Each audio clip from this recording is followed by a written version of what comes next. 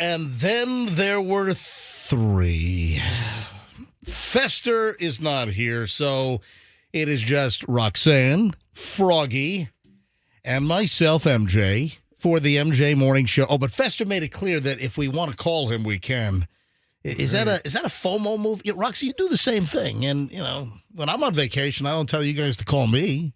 Well, I just do it if I feel like you're codependent and you like all of us here with you.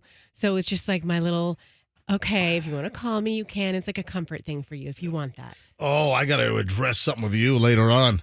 Ooh, me? This me? Yeah, what? This me? Yeah, that you right there. I got to address something because I had two individuals that picked up on something that we have to discuss a little later on here on the MJ Morning Show on Q105. Welcome, Froggy. How you doing this morning, pal? Oh, please. $1 million. That is fantastic. Hey, I just want to address some business. Oh, you know what? I'll address the business off the air first because I don't want to set you off or anything. But I'll address it off the air. Great. Yeah, no problem. And I would like to thank you for restraining yourself and not destroying the beautiful cake that the cake lady brought in. Yes. No problem. You know what today is? Today is the day after my birthday. Today is my lovely wife, Kim's birthday. That's right. Yeah. Happy birthday, Kimberly. You're on your Peloton listening right now, I hope. It's 6:01. Does that mean, is it Peloton time? And she gets up at 5 and does it, so she might be done. Did she ever get the new seat because of the recall? No. So her seat could snap off like a Mr. Salty pretzel stick at any time and fling her into a wall through a plate glass window? She's surrounded by plate glass windows. And wood chippers. Yeah. Right? And swords. And pointing swords and glass shards. Spiked walls. Hold on. Seriously. There was a recall on the Peloton bike seat. Man, they had a lot of recall. They had a recall also on the treadmill. Wasn't the treadmill like dragging kids underneath like some kind of Jetsons episode, right? I think so, yeah. I think it was sucking up some kids. It was. Or dogs. Yeah. Yeah. So the treadmill, and then with the Peloton bike seat, I think it was coming loose and people were getting they're like going, I mean, they're doing like this crazy, almost like an old silent film sped up. People are on their Pelotons and, you know, they got the person on the screen going, let's go, push it, uphill. You know, some kind of techno music's going, you know, the techno music is just blaring. And then the next thing you know, your Peloton seat snaps off. You're flung through the drywall into the kitchen or into the kids' room or wherever the hell the thing is. And hold on, Froggy, you're telling me that you guys never ordered the... Yes, that's what I'm telling you.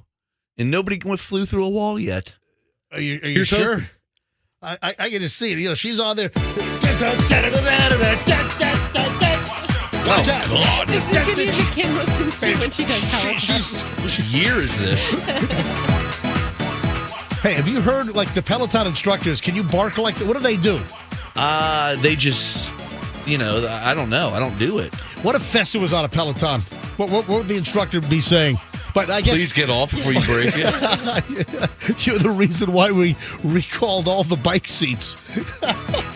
No, but, you know, Michelle, this is a true story. When we were up in New York for a spell, Michelle actually went to the Peloton store, the actual gym where they were broadcasting the classes. And there was this really famous lady that used to be a lawyer, and then she got sick and tired of being a lawyer and somehow got involved with Peloton. Is it Peloton Jen? Is that who she is? You know what? I can't remember. Michelle would know which Peloton lady it was. But then she became like a part owner, And I think on paper she was worth like tens and tens and tens of millions of dollars.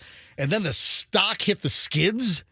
And then I think she was homeless and living in a van down by the river. Poor thing. I don't think that happened. But no, seriously, Michelle, trying to think, I think it was on like 17th Street or 18th Street. It was really close to our first apartment that we had, which was on 15th Street. And Michelle actually went to like the main Peloton store, the gym, where the classes were being held. And that's where that famous instructor worked. And Michelle would be like in the third row or something, in that instructor's class. So I'm glad to hear, though. I'm glad to hear that you fixed the seat on Kim's machine. I didn't fix it. Hold on. I thought you said you fixed it. No, we did not. No, they're just What's the matter with you? Don't you taking listen? a chance. Yeah. You asked me if we got a new seat. I said no. Oh, I'm sorry. Where the hell did you get yes from? I guess I was just jamming out to the Hitman. Oh, God. Watch out. Watch out that your seat might snap off and you might get flung through the wall. All right, well, my bad. I mean, I'm Or sorry. you might get keistered. All right, so when did you fix the seat? I didn't fix it! I'm kidding. Oh, my God. I'm going to kill you. I'm kidding. Oh. Did you get the kit? No. So you never even ordered the kit? No. Don't ask me anymore. Didn't do the recall, didn't participate. No, they're just So pushing we're on risking with it. what they have. So your wife is like spinning to some crazy techno music right now. Oh, God. Zombie Nation? You look like a Muppet right now, MJ. Jesus, you have no rhythm. So Kim's seat on her birthday could fly off at any minute, and she could get flung into the neighbor's like rear patio. Possibly. But I think they play more modern music. Like what? I don't know, like Current times. current music. Yeah, Right. they play like, this. Like hip-hop. this? All right, go. Yeah. Pump. Yeah, like that. Dude, you got to do the recall and put the new seat on her Peloton. It's a freaking danger. Do you want your wife to get ejected, potentially expire, so your kids have no mother? Oh, my God. You know what? I'm calling drama queen. I'm calling your kids later on to tell them they could be motherless. Shut up. Call your kids and tell them they're going to be parentless. Take both of y'all out. All right. All right, 6:07. Oh, we need a Hal Herman headlines. No, we're not doing Hal Herman headlines tomorrow. He's hurt. No, I need. No, you're killing Hal Herman. I need No. Hal Herman. No, Listen, Roxanne can do Goldie Showers news. before I go to Raja pass the Ampot. torch.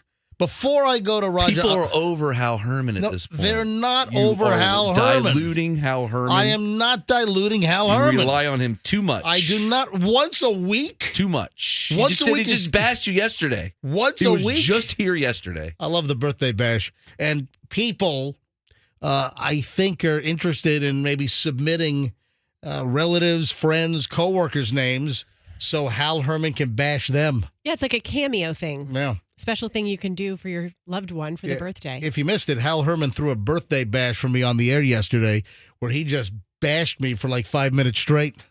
Pretty good stuff. He was Yeah. on a roll. Yeah, We got good feedback. the family liked it. Chloe said she was rolling on the floor laughing. Oh, yeah. Yeah, Chloe didn't hear it live. Chloe heard the podcast. She heard the replay. 6:08 at the MJ Morning Show. Just getting rolling. Whoa, let's go. Come on, Kim. Peloton. Do it, Kim. Oh, so early for you to be so annoying. All right.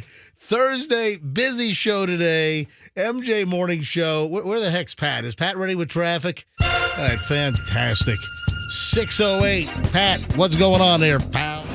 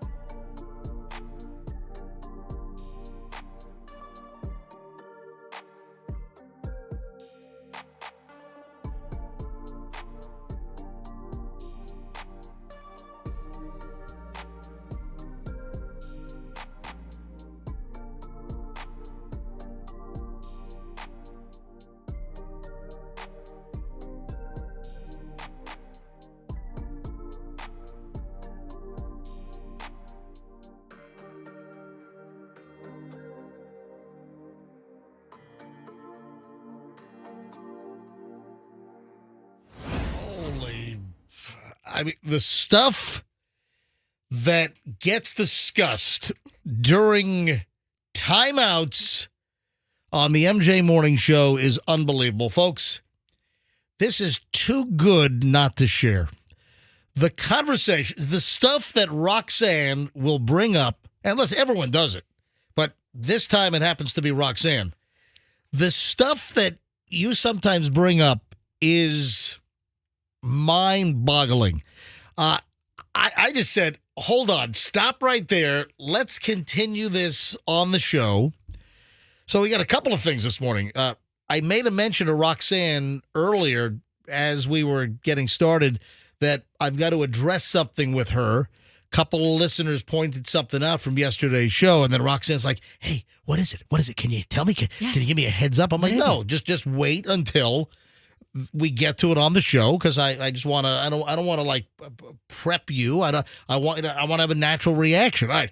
Then moments ago, during that End of Seinfeld song by Green Day, Roxanne, just do me a favor. Start again as if you're approaching me for the very first time. Hey, Froggy, get in here, man. You got to hear this.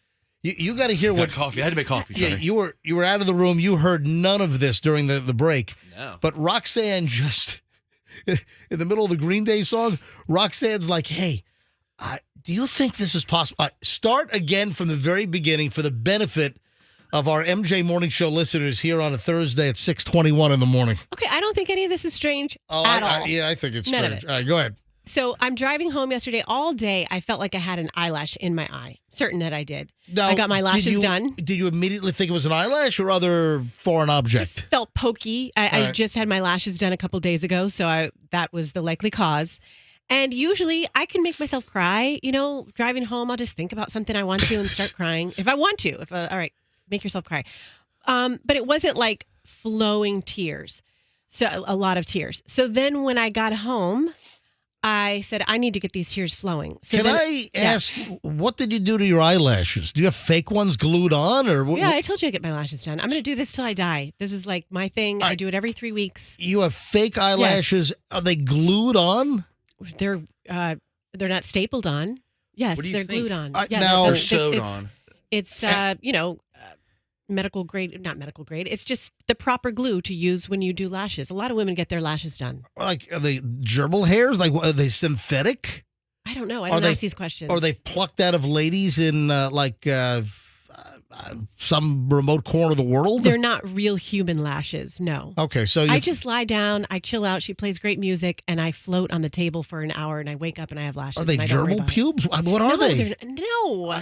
They're obviously synthetic. I'm sure that different Have you ever asked? I mean, don't you want to know what they're gluing to your eyes? I don't care. No, I trust her. I think it might be gerbil pubes.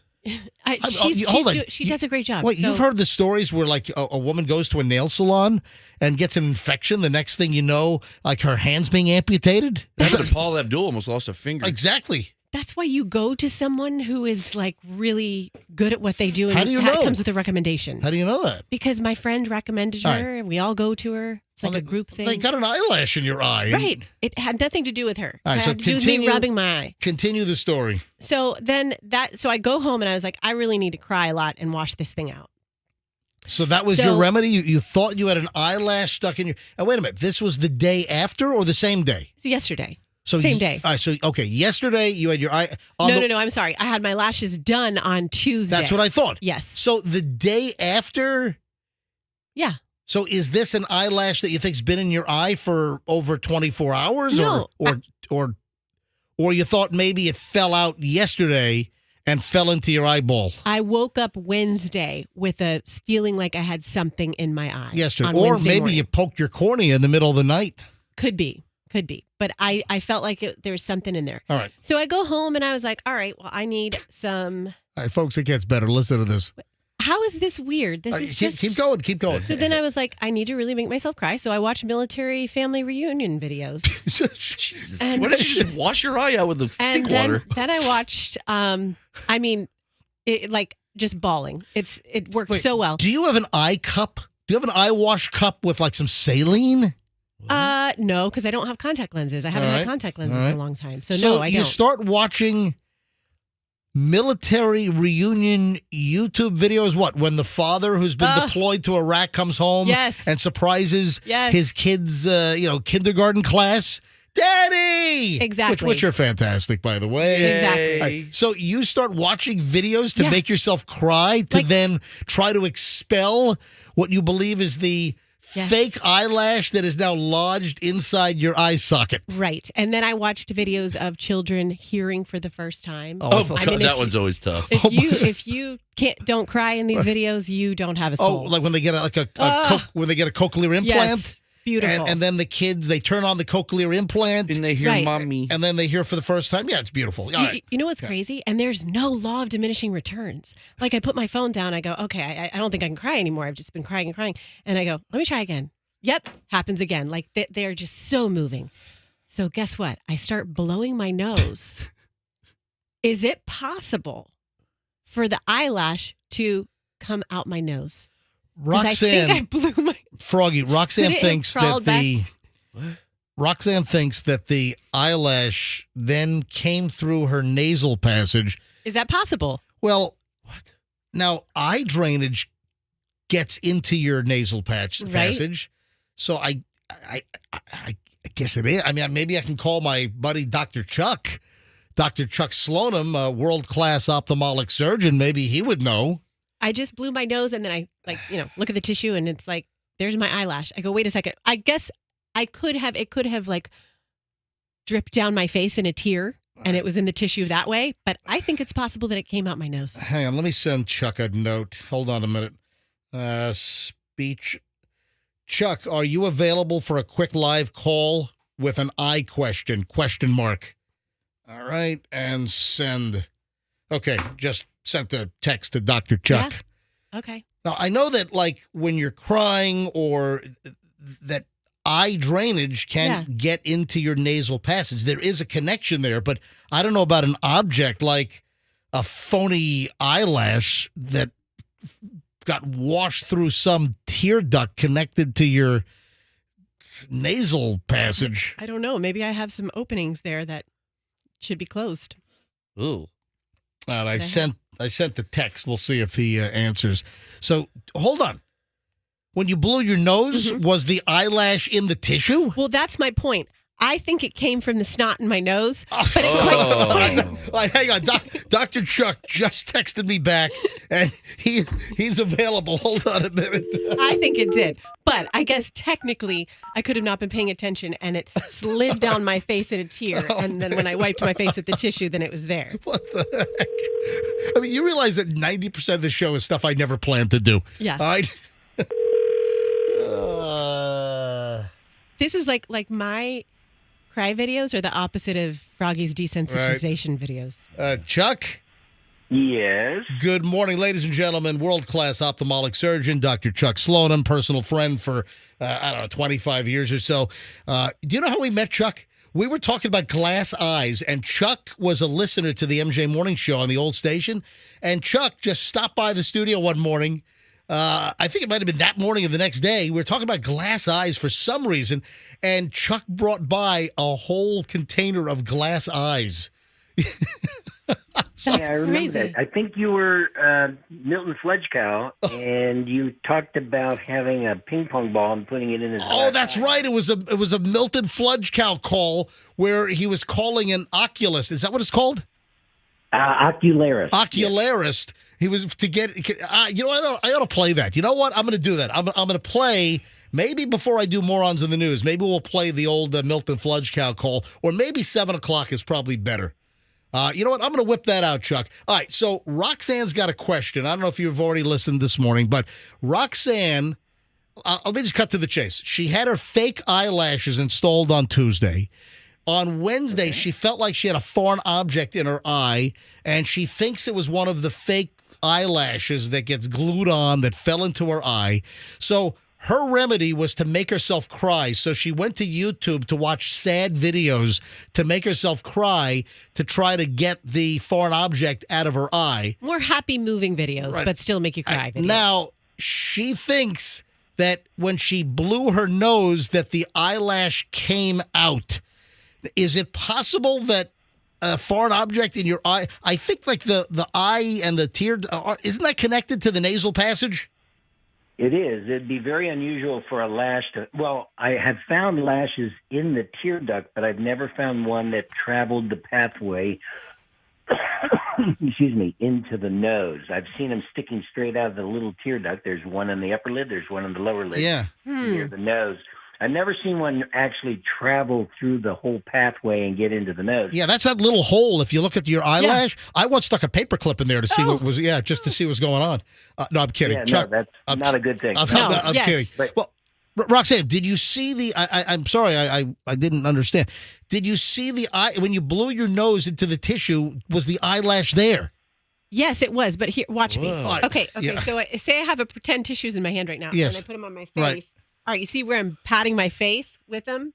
Maybe It eyelash it came turned out of down. the corner of the eye on your nose. Oh, I see. All right. Yes, I would have said that by chance, putting the tissue against the nose to blow your nose, you may have had it right against the eyelashes. There you go. Okay. It may have just Yep. caught on there. But Makes unlikely, Chuck. Unlikely that the eyelash went through the duct to the nasal passage and she blew it out her nostril. Right. That would be very unusual. All right. Well, there Good we party go. trick, though, right?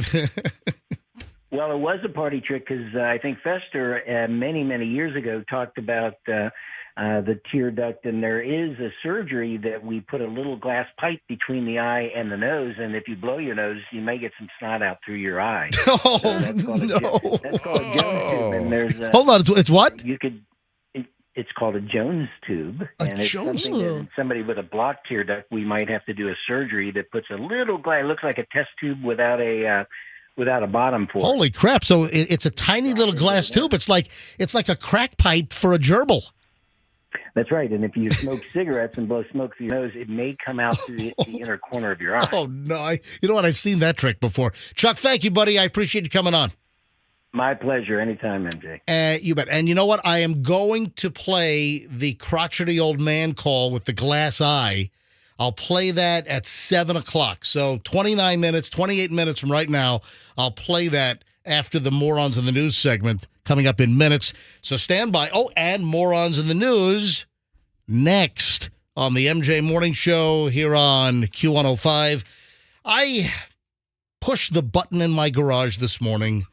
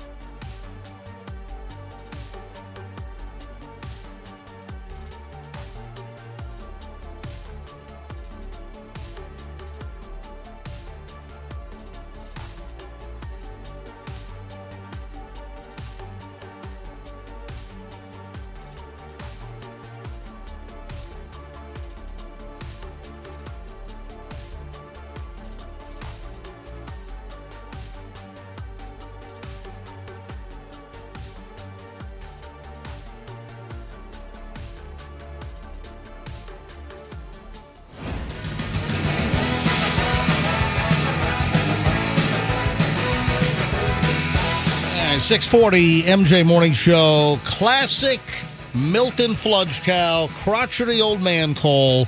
Oh, thank God you've answered. Coming up in a few minutes at 7 o'clock because of Roxanne's eyeball issue. Just having Dr. Chuck on talking about her eyeball and tear ducts and eyelash.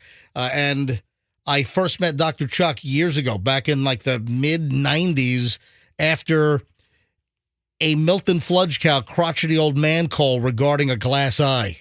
And he thought it was hysterical, then came by with a bunch of glass eyes. And we've been friends ever since. Watched his kids grow up, but just good friends. So, classic crotchety coming up in just a matter of minutes. Early morons in the news here on the MJ Morning Show. This is something, hey, Frog, you don't hear this every day. Yeah. A family had their vehicle stolen right outside of Walmart. All right, now that might not be uncommon, but it's the kind of vehicle that got stolen outside of the Walmart. Let me see if you guys can guess. Well, you know what? Geographically, it's not one of the hot spots for this particular. It's Michigan. Okay. So was it like a snowplow vehicle? You know what? That would be a good guess, but incorrect. If it were Pennsylvania, Ohio. Oh, I know. A buggy. Yes. That's what it is, right? Is, yes. Yeah. Actually, Michigan isn't far off. It's a lot of Amish? Yeah, I feel like there's Amish country either very near, like Grand Rapids area. Yes. Oh, listen, there are Amish areas around the country where you don't really think of that as being an Amish area, but like Pennsylvania, like around, Lancaster, Pennsylvania, and parts of Ohio, there's, very, very, long time Amish population, Mennonites. And anyway, can you imagine this? This Amish family has their horse and buggy parked outside of a Walmart. That's kind of funny. I know, parked outside Walmart with a horse and buggy. Because they're supposed to manufacture all of their goods, right? It doesn't seem like they would shop at Walmart because they have their little country store with all the homemade peanut brittle and stuff like that. A Michigan Amish family's horse and buggy was ripped off, stolen outside of Walmart where they stopped over the weekend. What? The family... not named publicly, but I'm guessing maybe the patriarch was Jebediah. Maybe I don't know. They're at Walmart in their horse and buggy. They were inside. This is in Sturgis, Michigan, about 5:30 p.m. on Saturday, when a suspect buggy jacked stole their horse and buggy outside of Walmart. The victims had gone shopping at Walmart and came out to find their horse and buggy stolen, according to the Sturgis, Michigan Police Department. A truck driver parked in the Walmart lot had seen a female steal the buggy. Police had contact with the suspect earlier in the day. Oh, this person sounds like a menace. Not clear exactly why police previously had dealt with this suspect, but they had. Authorities then found the stolen horse and buggy later that evening and arrested the 31-year-old suspect. What is this, Grand Theft Buggy? For real? Like a horse wrangler, a horse thief. You get hanged at sundown. That's what they ought to do. You ought to go back to the old one. Didn't they, like, if you were a horse thief, wasn't that like a hangable offense? Oh, I'm sure. Back in the day? Like around Blazing Saddles times? Yeah, Blazing Saddles times, I believe if you stole a horse, you got hanged. Yes. Urban legend has it that horse thieves can still be hanged or sentenced to death in Texas. But that's urban legend, right? Mm-hmm. Yeah, authorities then found the 31-year-old suspect who was not named. What is this in Sturgis, Michigan? No one's getting named. Why is that? Protected group? Listen to this. They found the horse and buggy outside a nearby motel. Ooh. Oh, man. One of those like $20 a day places? With cigarette burns and everything in the room, the carpet, the bedspreads, the mattresses, the pillowcases, the furniture. You ever been in a really bad, cheesy motel and you got all the cigarette burns on all the furniture because people just put their cigarettes down and then they burn? And you've seen that, right? Yeah. Oh, yeah. What were we going to say, Rox? Bug bed infested rooms. Oh, yeah. Okay, I'm sorry. I was Googling stuff. Did you say, so what about the suspect? Who was the suspect? Well, the latest I have, there were no names. Do you think it was another Amish person? That's what I'm thinking. Because they know how to operate them. They have use for them. So I think this is Amish on Amish, There's no indication this is Amish on Amish crime. You know what they do? I always find this so interesting. Yeah. You know about their Rumspringa? Have I told you guys that about before? What's that? The Rumpspringer? Rumspringa. What is that? This is when the teenagers get to go off and do whatever they want to. They've been confined to the Amish traditions and the very, strict lifestyle. So they go out and get boozed up and get hookers? Basically. Yes, exactly. They get boozed up and get hookers? There used to be a TV show about it. There was like 10 of them went off, and the TV show was about them doing that year where they don't have to and they just drank and went to strip clubs. Did all kinds of stuff. Was this on like A&E or yeah, it was something like A&E. They can use drugs. Yeah. Get it. Hold on, this is not officially sanctioned. Well, they do That's it. What They have what to, they do. it's for them to go feel like what the real world Wait a is. minute. Is it officially sanctioned? It's approved by the elders? Yes. It's approved by Malachi? I believe so. Yeah.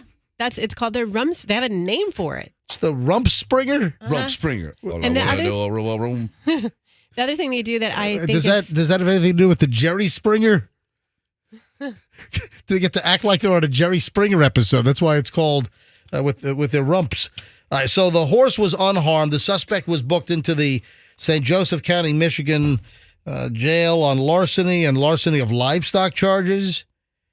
So good news, the horse was unharmed, and the family had the horse and the buggy returned. Thank God. Yeah. And then in the story here from, where was this from? Michigan Live. Then they give us a little history lesson about the Amish are ethno-religious, known for their plain, old-fashioned clothing. Don't a lot of Amish, aren't like zippers not allowed or something? No, they have their buttons. What is it? Buttons. Hold on. So what are they not allowed to use? Is it zippers or buttons or what is it? I don't know. I haven't heard this. I'm just laughing thinking about zipper accidents that we've talked about on this show before. So maybe stay away from zippers. Maybe everybody should stay away from zippers. Well, can you Google quickly, are Amish allowed to use zippers? I thought that they couldn't use zippers. If you were like really seriously ultra Orthodox Amish or whatever you call it, that you're not supposed to use zippers. Okay. All clothing must be solid colors. Okay. They have to have that one weird haircut. Anything about zippers? I don't see anything about zippers. Maybe I should put buttons in there, but I swear I've seen them with buttons. Yeah. Oh, yeah. But if you're real. No.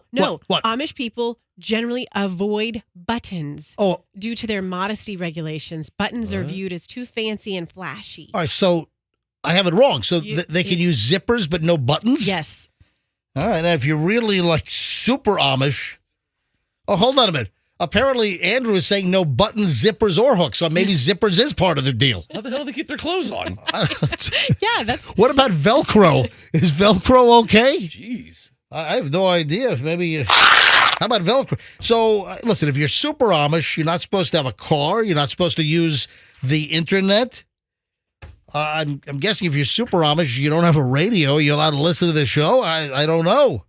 The other thing Amish do that I find interesting is they get in bed together when they're courting each other. Yes.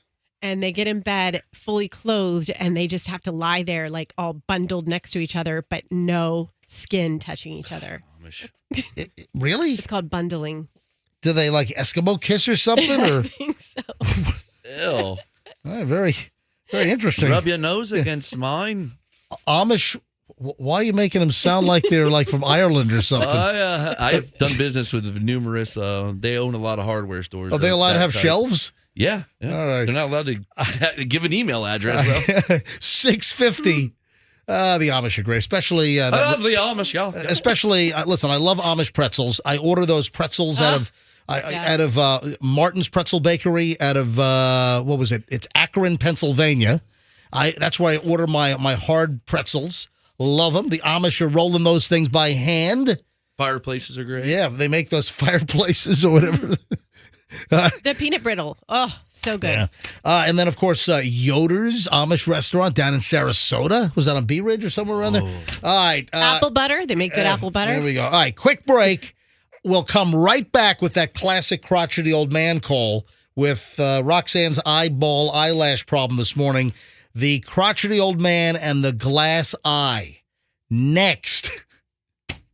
Right out of the chute on the MJ Morning Show here on Q105. Stand by. Thank you.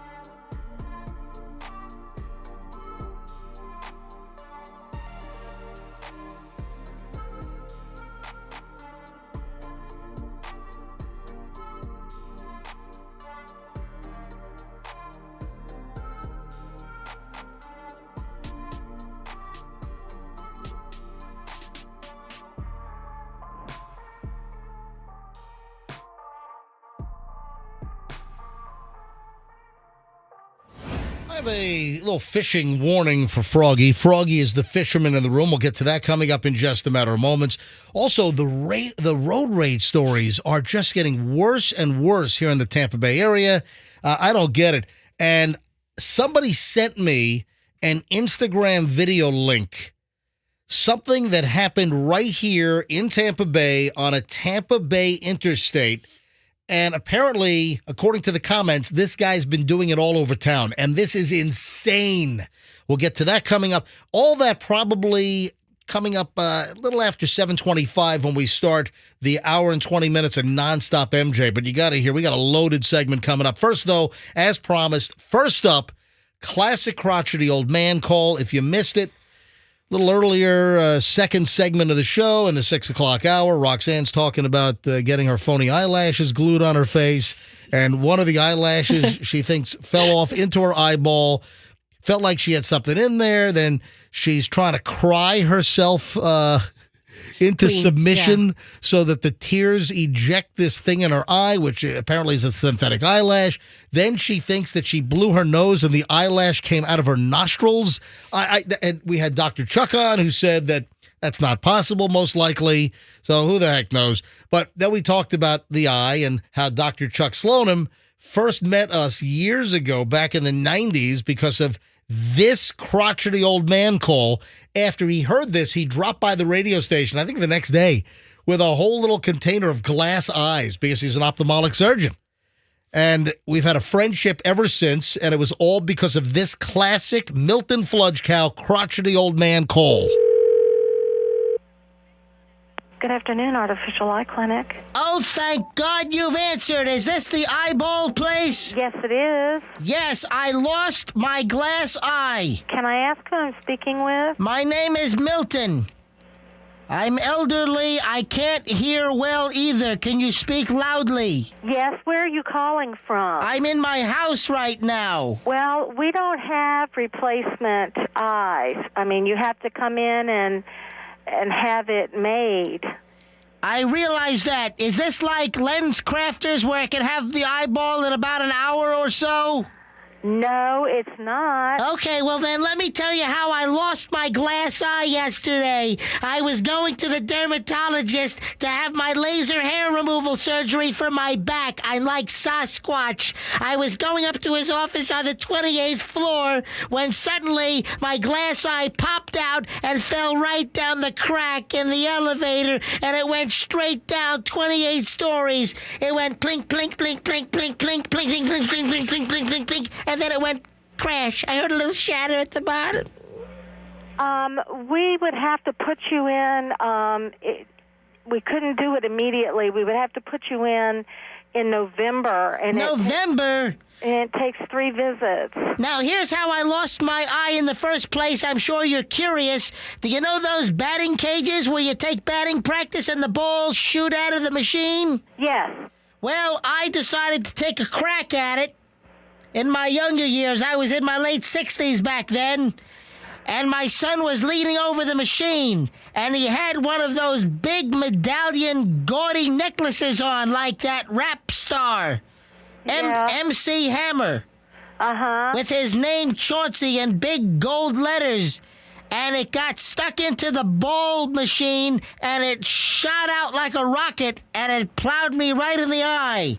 That's how I lost it. It stuck in like a dart, and I'm sorry, it makes me upset every time I think about it.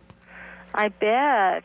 So I had the fake eye put in, and this was years ago. It was the same guy that did the fake eye for Sammy Davis Jr. in Los Angeles. Where are you calling from? What city? I'm in my house right now. I'm in the living room. In what city? Yes. On the couch. No, what city? Right now I have a gaping hole. Well, I temporarily plugged it up, though. After the incident happened in the building when I was going to get my laser surgery for my back hair, I left and I went to the sporting goods store and I bought a ping pong ball, and that works in an emergency. Have you heard about that? Really? You used a ping pong ball? Yes, and I take a little magic marker and I draw a little bitty pupil on there, and then I slap it right back into the socket. I do get a few stares with the ping pong ball wedged in. I'm sure you do. The first time... What? Ah, crap. It just fell out. Could you please hold? I need to reinsert it quickly. Hold on. Yes. Thank you. Okay, it's back in. Okay, sir, When- you're going to have to call back tomorrow and talk with who's the ocularist. Hold on, let me get some scotch tape so I can fasten the ping pong ball better into my skull. Okay. I have the tape now.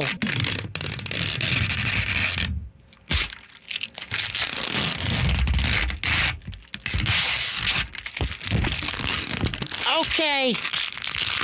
Putting tape on ping pong ball. Okay, it's attached now.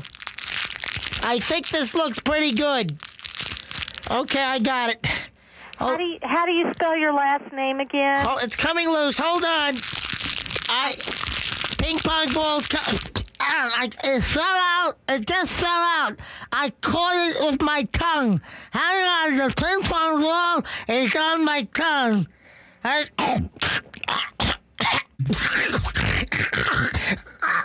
Choking. Can't breathe. That lady was about over me, Froggy. Yeah, I think so. You know, those are real calls. You know, like Oh, yeah. all the. I think that took me like 5 or 10 places. You know, I used to have the yellow pages back then, and I would grab phone books from like other cities because I couldn't call locally. People were like always asking, "Hey MJ, can you call? My friend owns this business. Can you?" I couldn't do it locally. They know you locally. All these crotchety old man calls. I would call like Michigan or Pennsylvania, New York, Maryland, Arkansas. Like I know that the Tickle Me Elmo Wood one. That was a Walmart like in Little Rock or something. You know, but these days, man, if you add up all of my crotchety old man calls, I have millions in fines pending by the FCC. Definitely. Without, I think the statute of limitations has run out though. 7:10 at the MJ Morning Show here on Q105. I don't know what's going on with yes, Rox. Can I make an announcement? I guess so. Or not an announcement, but a birthday wish for Kim. So- Obviously, Kim's a big part of the show. Yeah. Kim, Froggy's lovely, beautiful wife. Yep. And then also, she shares a birthday with my sister, who is not exactly part of the show, but I reference her a lot, and she's my sister. So happy birthday, Ange. You're bringing the show to a screeching halt for that. Yep, All it's right. my sister's birthday. And So- Kim's, if you didn't hear earlier. Yeah. No, absolutely. Maybe we'll even call Kim later on. Now, I don't know what's going on with schools lately, but we every once in a while have a little segment, a pile of just school story after school story, or school related. We had the story. What is today? Today's Thursday. I think it was like Monday or Tuesday. We had the story about that North Carolina middle school. They were taking all the mirrors off the wall in the bathroom because kids were going to the bathroom like 9 times a day to shoot TikTok videos in the mirrors. So what was the solution? The school literally took the mirrors off the wall in the bathrooms because of all this TikTok crap. Well, the school idiocy continues. Listen to this. A Christian school teacher, right? This is a Christian school. Allegedly tried to poison her husband with a smoothie made with a deadly plant. What, like hemlock? Yeah, what kind of Yeah. plant? Yeah. Listen to this. A Christian school teacher has been charged with attempted murder for allegedly poisoning her husband while she had an affair. So here she's trying to kill her husband. She's a Christian school teacher. She's also committing adultery. Wait, she's having an affair Yeah. and she wants to kill her husband? Exactly. To get the husband out of the way because she's having an affair, try to poison him. For a second, I thought she Wow. wanted to kill him because he was having an affair. He Okay. set up a hidden camera that captured her adding a toxic plant to his smoothie. Sarah Schaefer, 37, an art and design teacher at Calvary Lutheran High School in Jefferson City, Missouri, was first charged last week with first-degree domestic assault after her husband told police that he had been ill for about 6 weeks. She has since been charged with first-degree attempted murder and armed criminal action, according to a probable cause affidavit. Authorities were notified by the victim that he believed a period of unexplained illnesses were the fact that she was intentionally trying to poison him. Yeah, the husband described 8 occurrences in which Schaefer provided a beverage or food that had an odd taste, and shortly after ingesting the food item, he experienced extreme fatigue, confusion, blurred vision, severe cotton mouth, and nausea. How do people think they could get away with this? It's just unbelievable. He told authorities that a drink that she gave him on December 31st had a bitter taste, and he asked about it. She said that she had urinated in it. Oh. And added an industrial strength adhesive. What? Will she put super glue in it? So he says, "Hey, hun, this drink has a bitter taste. What's going on here?" And then she actually said she peed in it and added an industrial strength adhesive. What the hell is going on here? Yeah. Thanks, babe. Then Schaefer later denied adding anything to the smoothie. Her husband installed a surveillance camera in the kitchen where on January 16th observed a bag labeled Lily of the Valley on the table. And Lily of the Valley, that's poison. well, there you go. And she finally admitted to adding a root of the plant to a blender while making his smoothie. Yeah, the defendant admitted to doing this with the intent to cause the victim harm, adding that she also acknowledged that she knew that ingesting the root could kill him. Yes, I guess all parts of the Lily of the Valley contain cardiac glycosides, which slow down the heart and cause irregular rhythms. Yeah, Schaefer said that she's in a relationship with someone who lives in Pakistan. Wow. Then that's is love. she? Yeah. Then is she in a relationship, or is she getting catfish? They even found that she was Googling searches for flights to Pakistan. What the hell? I mean, this story's got everything. This is nuts. Have you seen her? Yeah, she She looks very angry in her mugshot. yeah, she's not really that attractive, to be quite honest. And anyway, the school, this Calvary Lutheran High School, they were notified by police about the criminal matter. She's been placed on leave. She's taught 2 classes at the school. Holy crap, is that not nuts? Crazy. Wow. All right, 7:15 at the MJ Morning Show. We'll start an hour and 20 minutes of nonstop MJ next. Hey, JD, the Titanic guy's coming in this morning. Is he really? Yeah, because I got 2 Titanic on VHS sets for him. Do we have enough oxygen in the room for him to breathe? He's high energy. Yeah, so that's on the way in just a bit. Hey, it's loaded, folks. We start an hour and 20 minutes of nonstop MJ next. Also, I have to approach Roxanne with something. Some listeners picked up on something yesterday, and 2 that I saw calling out Roxanne on something. So we'll explain that coming up. What tattletales. And also, in just a short amount of time, folks. Oh, that's a surprise. You know what? I'm not going to tease it. Surprise. Don't miss the next segment. An hour and 20 minutes nonstop MJ Morning Show here on Q105. One of our brand new sponsors.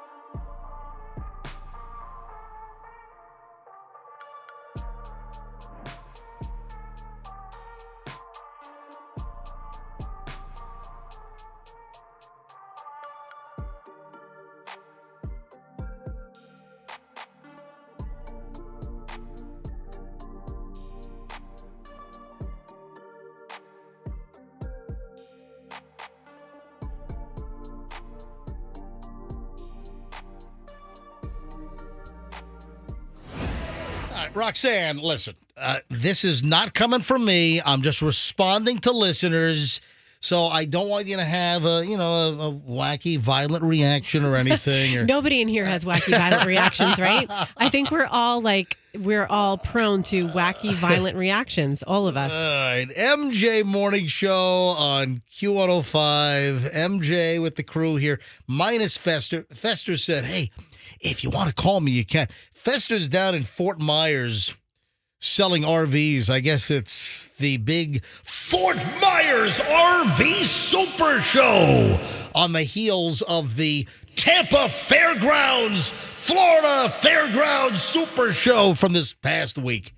So, hey, folks, this gig for Fester, the MJ Morning Show job, this is just some part-time crap job. All right, his real job, the way he really feeds his family is selling RVs, selling tool sheds on wheels. That's what his real job. Well, some very expensive, nicely appointed tool sheds on wheels. But that's where Fester is, down in Fort Myers. All right, hour and 20 minutes of nonstop MJ starts right now. Oh, Froggy, we got to do the Chat GPT thing that you didn't really. The computer did it, right? Yeah, just put in a couple prompts. All right, so Froggy would like to present Chat GPT Theater here on the MJ Morning Show. So that's coming up in just a matter of moments. All right, Roxanne, right off the bat, let's just get going here. And this is not coming from me. This is coming from at least 2 listeners. So 2 listeners or at least 2 listeners? At least 2, because I didn't get through all the email. I was flooded with birthday wishes. I was just smashed. I'll get to all the email. I love to respond, even if it's just a thank you. So I didn't get a chance to get through all of my DMs, all of the messages, comments. I still have hundreds and hundreds of comments that I need to like on my Instagram. So yesterday was a busy day. The cake girl coming in with the unbelievable studio replica cake, which we ate last night, which was fantastic. Some people had asked, hey, MJ, tell us if the cake tastes as good as it looks. And absolutely.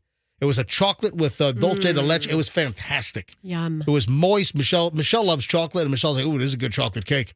And Michelle's very picking on her chocolate. So thanks to the cake girl for a spectacular cake, bringing that thing by with her husband Kirby yesterday. TheCakeGirl.com. For an event that you want special, you want TheCakeGirl.com. Also, Valentine's Day coming up. And now the nice thing is we have that cake to use as a mock-up or sort of like a diorama for our new studio, what our new studio will look like, because it's much nicer than this one. Oh, boy. Right? I designed a studio that I want 3+ years ago, because they told us that when we brought the MJ Morning Show back that we would have a new studio very shortly. It is now almost 3.5 years later, and we're still working in this crap bucket. Where the equipment could short out, break. The computer on this board is obsolete. They don't make parts anymore. We could die and go off the air at any time. All right, just kidding. But it fooled you there, Frog. You didn't know. Scary. Oh, yeah, that was very scary, wasn't it?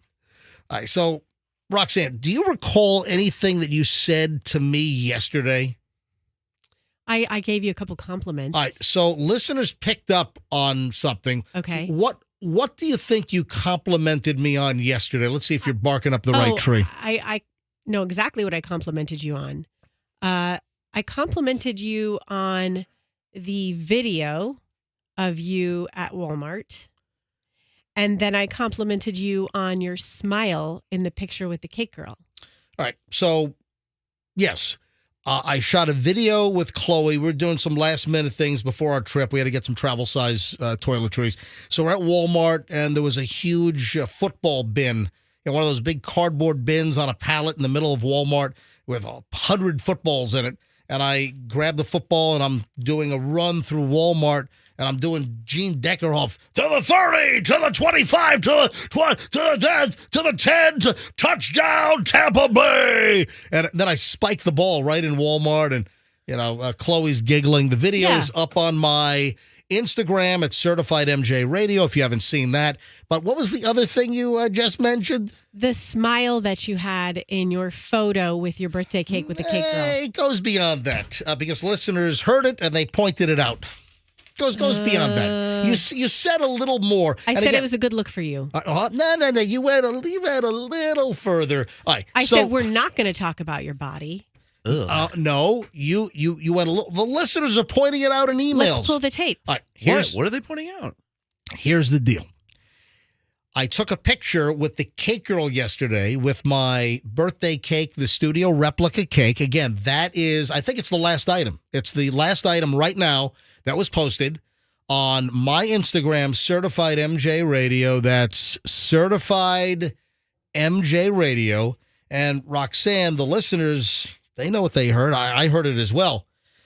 You made a comment to the effect that the way I looked in that picture, that it's the best picture that you've seen me take in a long time, or you thought I looked great in that picture. Correct. So you agree with that? I don't know about great. Well, I said that as long as I've known you, and listen, I've only really seen pictures that we take in the studio with like terrible lighting, and you always have kind of like I'm not going to call it a mean mug, but more of like a serious, look at me, I'm cool sort of facial expression. And this, you just looked relaxed, happy about your cake, a genuine smile. And I was like, this is the most, like, it's an inviting picture. All right. I have 2 emails that I know of. There's probably more. One is Shonda and one is from Laney, Laney. And they both essentially said the same thing.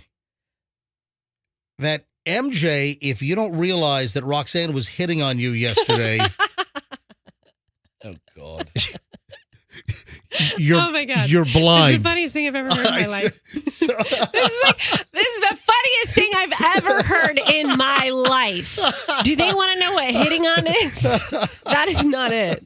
That is not it. Well, that's complimenting a coworker for their smile in a photo on their birthday is not trying to find the glass half full things you like about someone on their birthday. We're back to today, which is not your birthday, and I'll tell you everything I don't like about you.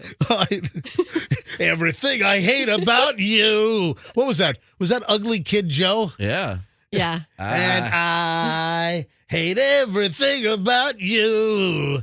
I hate the rainy weather. Right? What was that? Like 1992 or something, that song?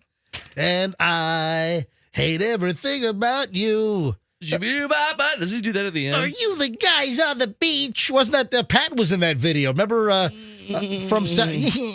Pat from Saturday Night Live?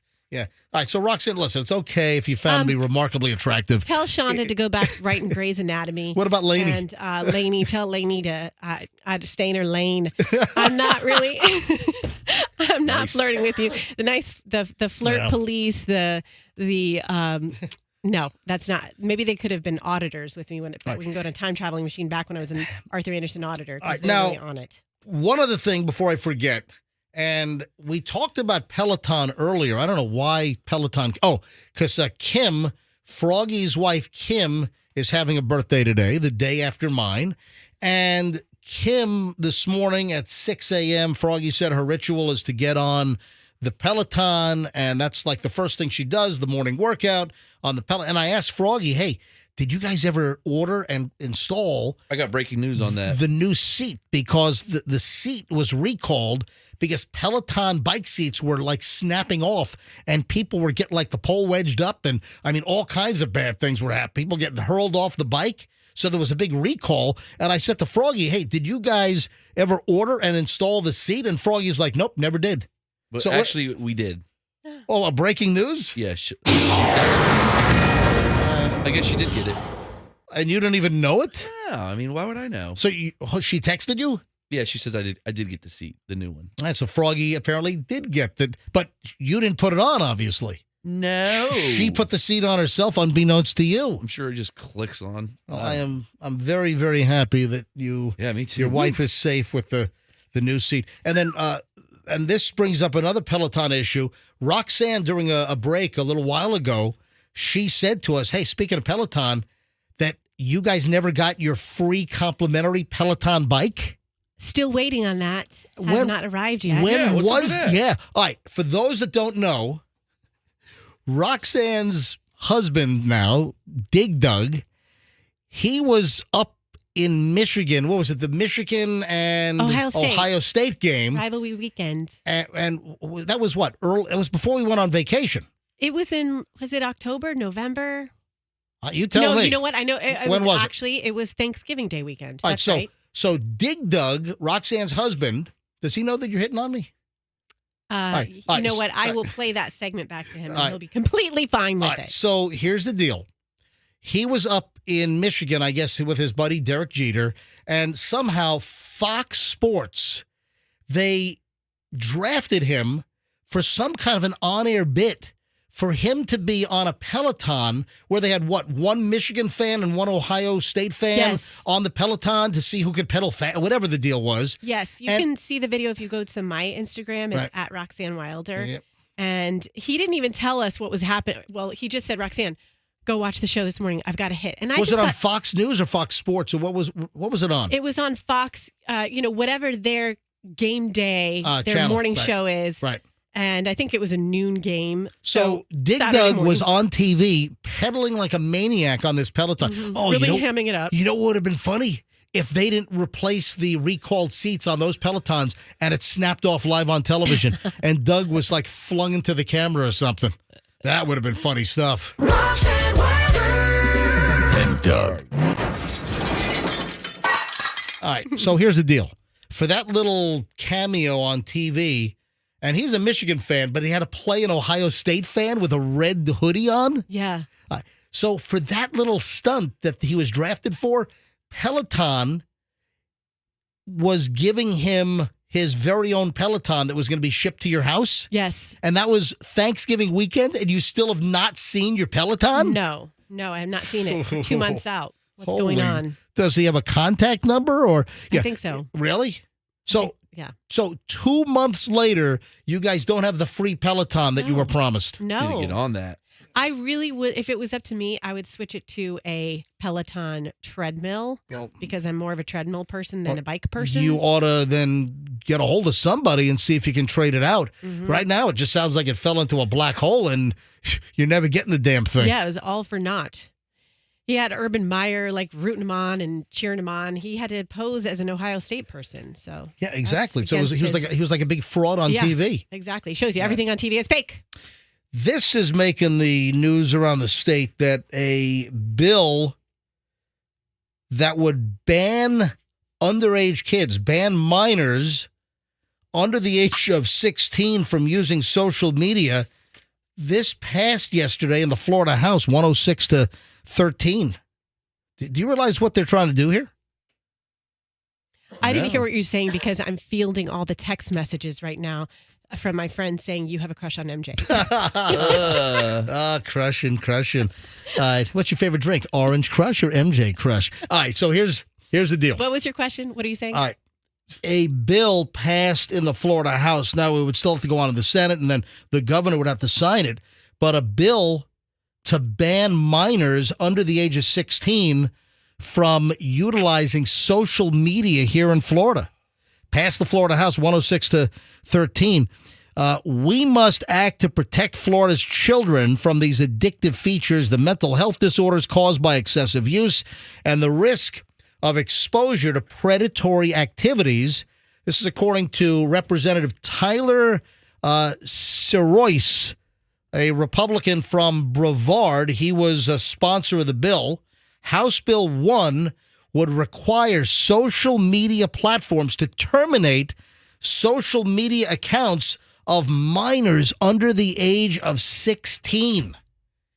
And the bill would make any social media organization require them to have a third party independently run age verification service that would verify that the users under age 16 would not be permitted or their current accounts would be deleted.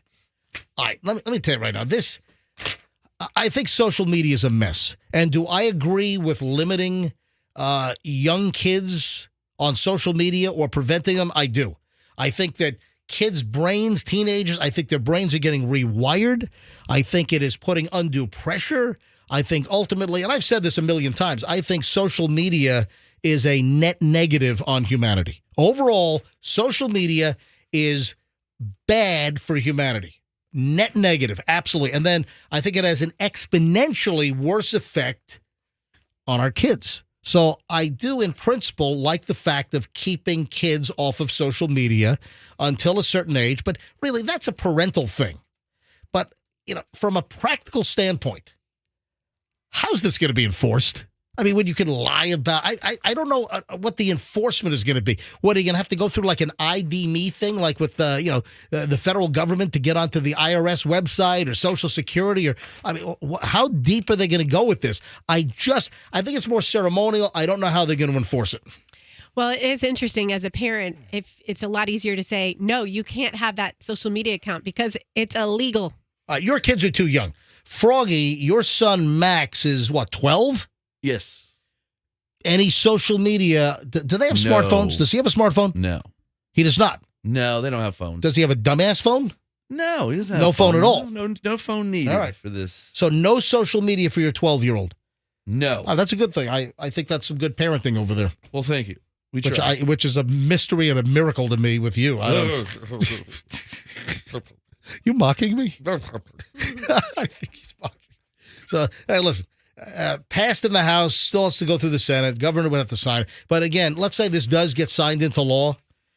Social media ban on minors under 16 here in Florida. I just don't know how ultimately it would be enforced. I just don't think that it would. I don't think it would carry a lot of weight, to be quite Probably honest. not. Yep. I don't think that it would be effective. It would just be kind of ceremonial. I agree with the principle, but I just don't think it would happen. Hey, PETA.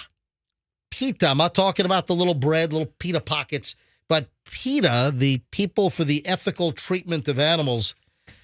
What holiday's coming up on what? February 2nd?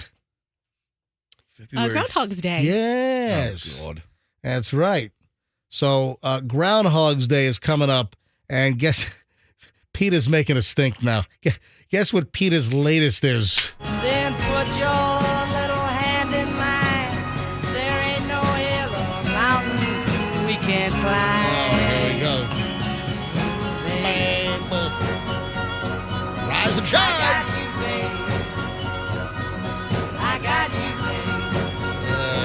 Okay, campers, rise and shine, and don't forget your booties, because it's cold out there. It's cold out there every day. What is this, Miami Beach? Not hardly. Enough of And, that. you know, All you right. can I expect love those guys. Yeah.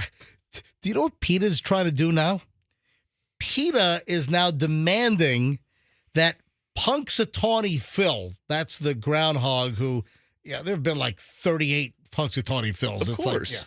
So I think every year it's a different groundhog. They just call him Punxsutawney Phil. So PETA wants them to discontinue the use of a real groundhog, and they want him to just have a giant coin and flip the coin. What? Yeah. So the whole deal with the whole Punxsutawney Phil BS is if the groundhog sees its shadow, I even forget what the hell it means. If the rodent sees its shadow, what is it? Winter? 6 more weeks of winter, or if it doesn't see this, I have no idea. This is the dumbest thing It ever. is. It's the dumbest thing, but it's tradition. And now PETA, they want the Punxsutawney Phil organizers to get a giant gold coin and just flip the coin. One side says 6 more weeks of winter, or Phil sees his shadow. The other side says doesn't see the shadow.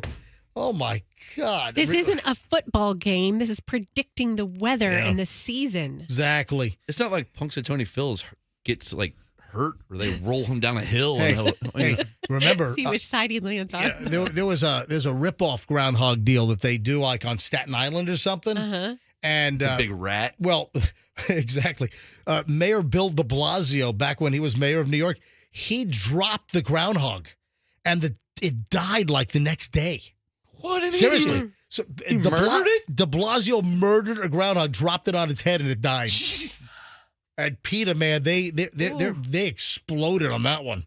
That's brutal. So People for Ethical Treatment of Animals wrote an open letter on Monday to the Punxsutawney Groundhog Club in Pennsylvania and asked the president, Tom Dunkel, to remove the animal from the celebration.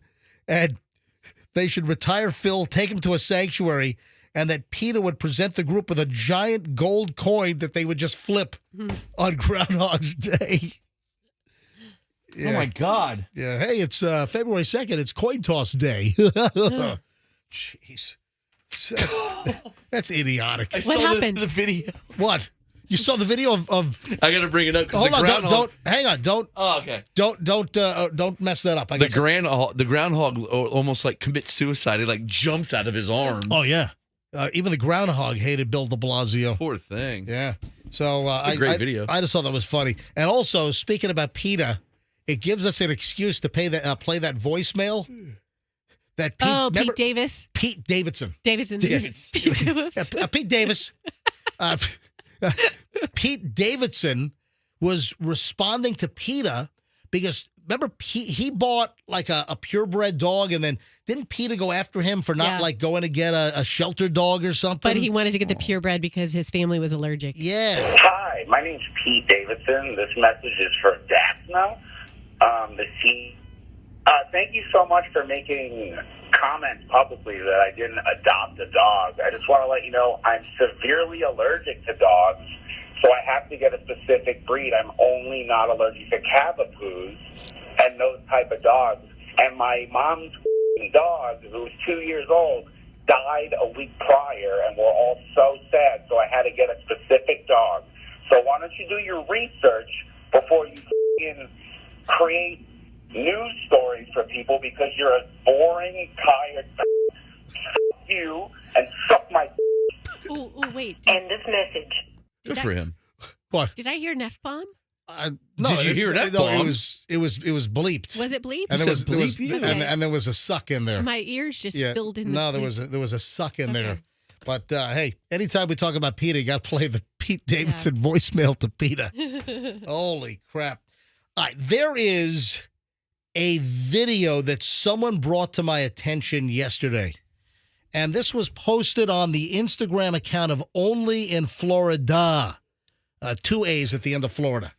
And this is apparently in the Tampa Bay area. Have you guys seen this? Froggy, have you seen the guy? No. All right, Froggy, go over to Fester's mic. Just bring your headphones over. Go over to Fester's mic quickly. You've got to see this. There is a maniac that's driving on Tampa Bay roads with his door open. So he's on the interstate. And I thought this might have been like 275 near like Fowler. But the hashtag says Brandon. So I'm wondering if this is I-75 in Brandon. And I'm trying to get a clue because there's one of those concrete walls along the side.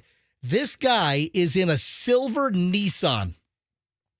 He is on the interstate. He's going, 65, 75 miles an hour.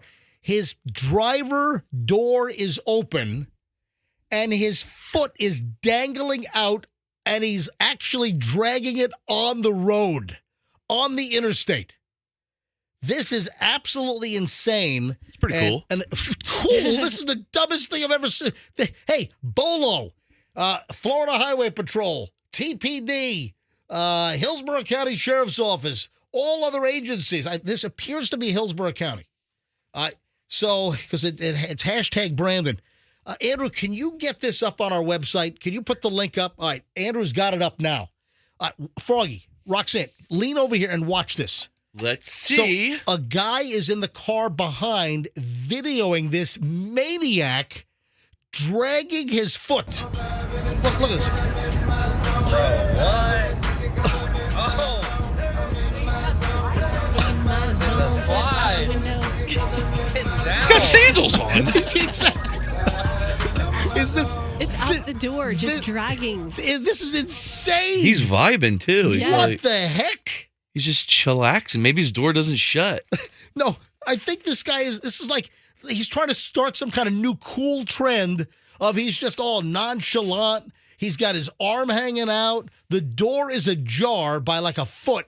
His foot is dragging on the interstate. He goes from the center lane over to the left lane, all caught on video. And the driver that's videoing this, like, what the bleep? What is going on here? It's going to ruin the soles of his sandals. I was able to freeze the video, and the license plate, you can read it. The license plate is like 74 Bravo, and I'm not going to give the whole thing on the air, but if you want to read it, I mean, it shouldn't be tough to track this guy down. I mean, law enforcement ought to like knock on this guy's door and say, what are you doing? But in the comments section, other people are commenting that he's been spotted around Tampa Bay doing this. This guy's driving. Do you know how dangerous? If he's in an accident or if he gets sideswiped, this guy's leg is going to be cut off and it's going to be bouncing along I-75 or the Leroy Selman or whatever. This is insanity. He's going to fly out the door. What are you talking about? Whatever. I mean, this is just dangerous. His door is open. He's switching lanes, highway speed. Good way to lose an appendage. He's dragging his foot on the pavement at 70 miles an hour. The video is up on mjmorningshow.com. It's an Instagram video, again, posted on Only in Florida on Instagram. So whoever you are, someone sent this to me yesterday. Just got posted, and it's insane.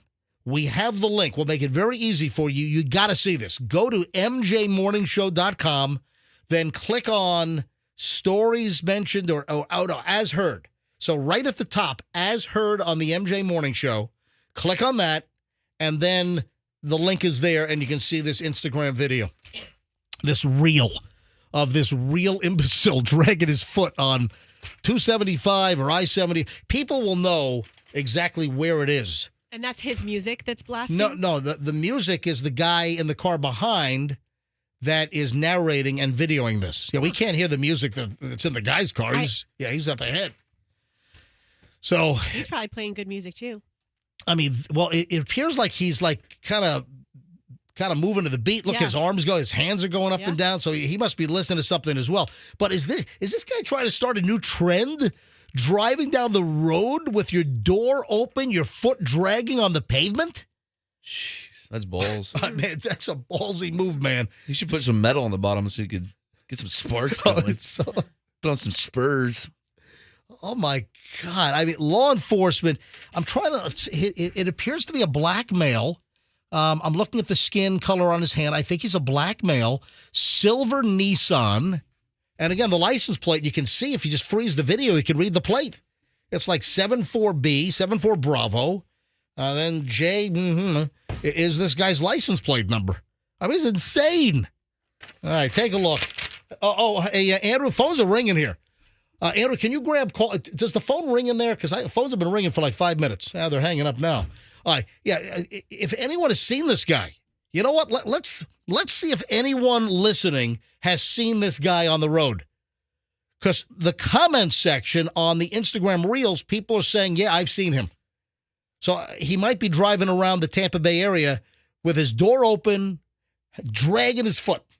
All right, 800-990-1047. If anyone's seen this maniac, 800-990-1047. This appears to be just insanity. If you've seen this, you have any information on it, are you the maniac? Call us. 800-990-1047. That's 800-990-1047 to get right into the MJ Morning Show. All right, Andrew's talking to somebody on 2. Hang on, a bunch of lines are ringing. I'm just going to pick up one cold here. I don't know. Good morning, MJ Morning Show. Who's this? How are you doing? Hey, are you calling us about the guy dragging his foot out? Yes, I am. All right, what's your name? Joseph. What is it?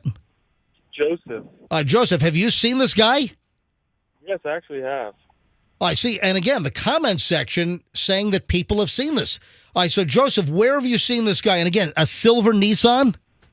Yes, it was a silver Nissan. I think it was an Altima. Oh, say it again? I think it was an Altima, a silver Nissan Altima. Yeah, very, very possible. But I know I can see the Nissan logo on the back of the trunk. So where have you seen this guy? It was actually on Dale Mabry, out of all places. You saw him on Dale Mabry?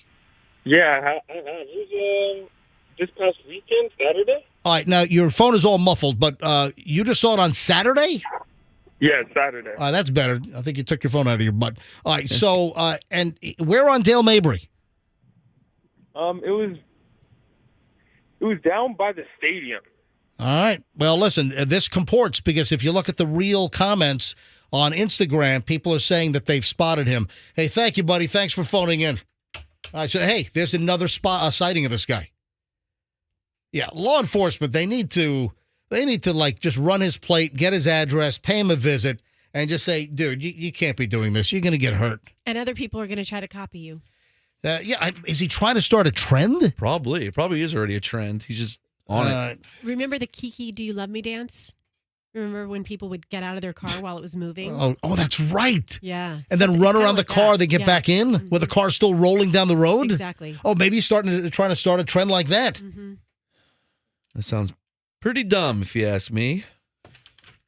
And not smart. No, for a shoe budget. It's not smart at all. 7:57, and listen, you heard it here first on the MJ Morning Show.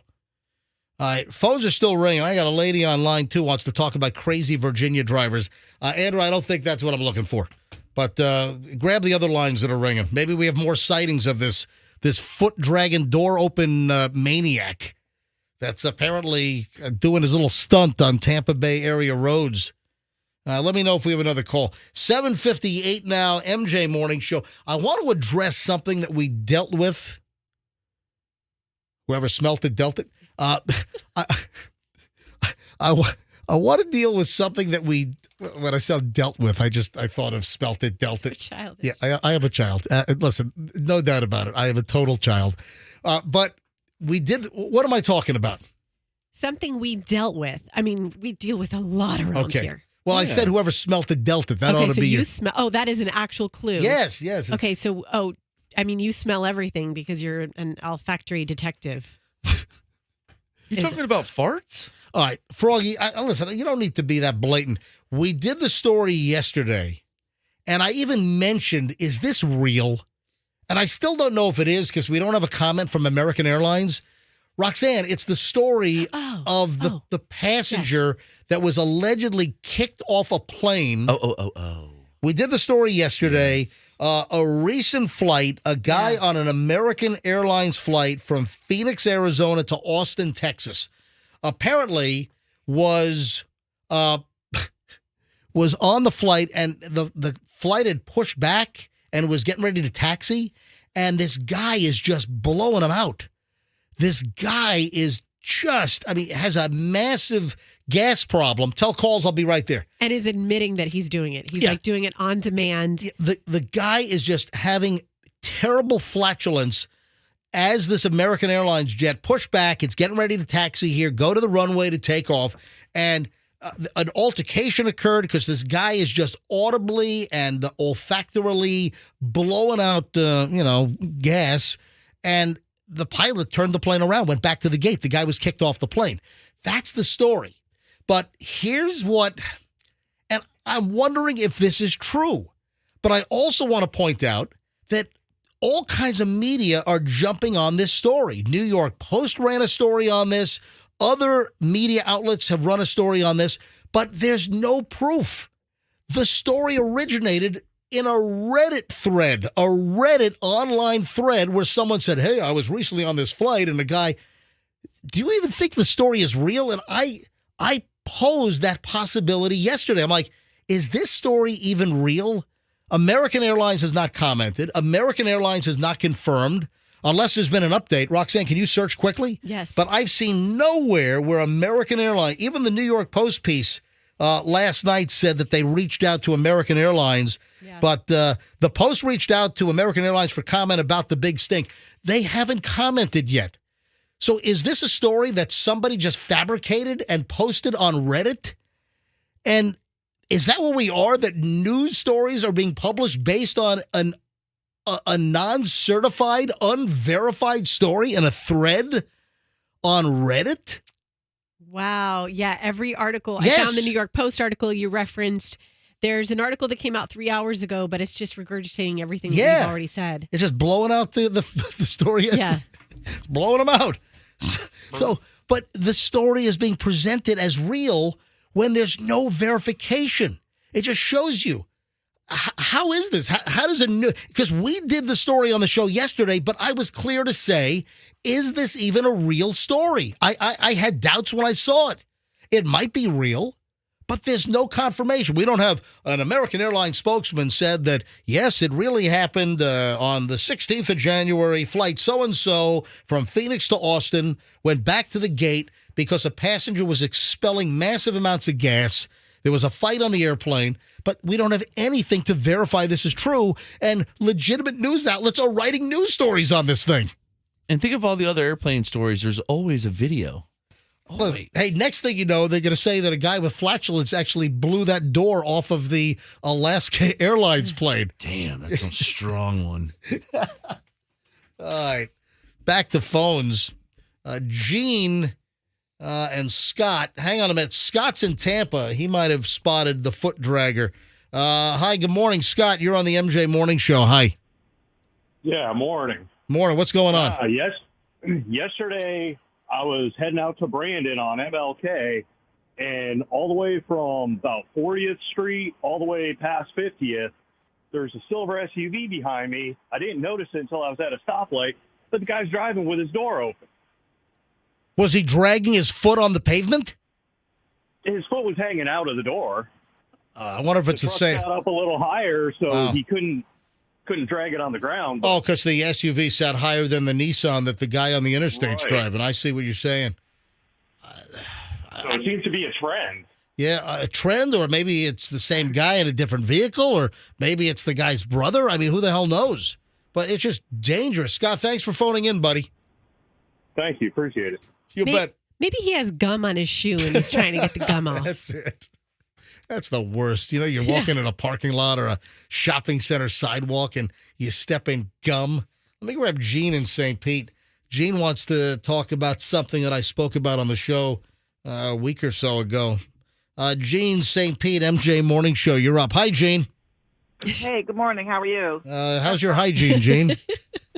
Hi, Gene. All the time. Hygiene, yeah. Yeah, hi, Gene. Oh, fun. By the way, Roxanne, you sent me a whole hygiene story the other day. I did. Yeah, I think I have that in the pile. Okay, All right, Gene, what's the story? What do you have for us? You mentioned the other day that your wife saw someone walking down the neighborhood with a lawn blower, and you said beware. Well, Fox News this morning said that there were 3 burglars that were dressed as lawn people robbing homes. They robbed 7 homes in one neighborhood, and they're calling them the dinner burglars because they're doing it around dinner time. You know what? We did the story a week or two ago on this show. Michelle was in the neighborhood doing a walk, and Michelle was 100% sure that she saw a fake lawn guy with a leaf blower backpack and carrying like a palm frond as a prop. But covering his face. But he wasn't doing a particular house or the house across the street or a house next door. He was walking all around the neighborhood trying to look like a lawn guy. This is in South Tampa, in Beach Park, in the West Shore area. And I alerted TPD. I've got a bunch of contacts at TPD. I alerted them that we thought that there was a fake lawn guy that could be scouting out houses. Also, we think there might have been a vehicle attached that was the lookout car or the pickup, the wheelman, which happened to be a woman. So we think that might have been part of it as well. So look at that, Gene. The MJ Morning Show ahead of the curve again. Because did they say where those fake lawn guy burglars, where did they strike? I thought it was in Tampa, but I watched it this morning, so it's on this morning's news. Yep. Again, hey, Andrew, see if there's a video posted from Fox 13 yet. Because, listen, I made people aware of this last week or the week before, that I think that this is a racket. Be careful of guys dressed like lawn guys, because you think about it, lawn guys in Florida, it's totally ubiquitous. They're everywhere. And what better way to blend in and try to, case a house or break into a house than pretend you're a lawn guy? And they did 7 homes. Yep. 7 homes in one neighborhood. Jeez. Look at that. I do believe that Michelle spotted this and I talked about it. Absolutely. Hey, thank you, Gene, for calling in. You're welcome. Hang on. Now, James is on the line from Lakeland with a little foot dragging info. James, you're on the MJ Morning Show. Hi. Hey, good morning. Morning, James. Yeah, so I thought I saw a trend going on somewhere in Afghanistan. It seemed like a lot of those guys were doing some kind of trend where they hang their feet out the door there, or better yet, their whole body.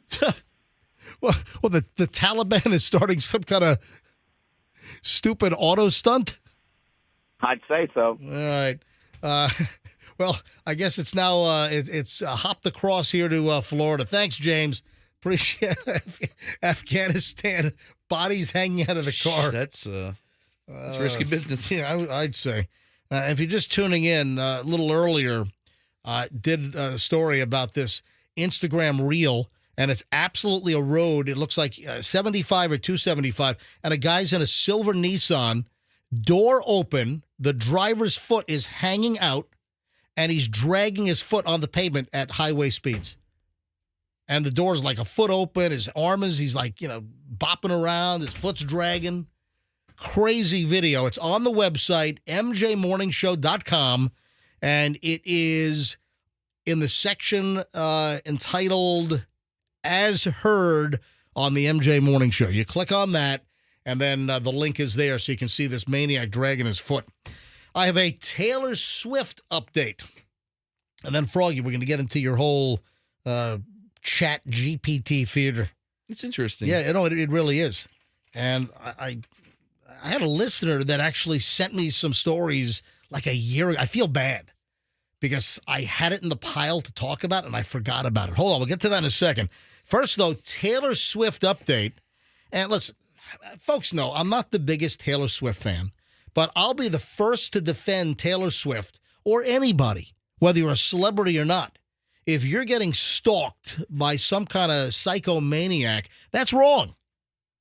You should be able to live your life in peace, even if you're a prominent figure, a public figure. You should not be subjected to a stalker. So I am 100% behind Taylor Swift in trying to eradicate this maniac stalker that she has up in New York. All right? So I do support Taylor Swift. She has a right not to have a stalker and to live in peace. So the update, remember we talked about this maniac that tried to bust into her place like twice up in New York, in Manhattan, and I think Tribeca is where her like loft apartment is. And this maniac, David Crow, this is nuts. So the update is he was arrested for stalking. The judge let him out, no bond, set free with no bond, and guess what? 2 hours after his release, he was found at Taylor's place again, digging through a dumpster. All right, give me a break. What are they doing? Listen to this. New York Post, Seattle man caught twice in 3 days lurking outside Taylor Swift's apartment, found himself back in cuffs yesterday when he returned to her apartment less than an hour after being cut loose by a Manhattan judge. David Crow, 33, who looks every bit like a psychotic maniac stalker. I mean, total. Dude, that's creepy. David Crow taken into custody again after being spotted rummaging through a dumpster across the street from Swift's home in Tribeca in Lower Manhattan about 1:35 p.m. yesterday. He's like, you let me out? It right back to Daisy's. Yeah. It seems that he booked it from his Manhattan criminal court arraignment to her apartment right after the judge cut him loose, goes right back to her apartment and is digging through some dumpster, which might not even be related to her. What is, trying to find what? Taylor Swift's used food? Jeez. Who knows what? Taylor Swift has a dumpster at her house? That's pretty awesome. It's across the street. So weird. Yeah. Prosecutors revealed during the hearing that Crow had stalked Taylor Swift and staked out her apartment 30 times over the past couple of months. Whoa.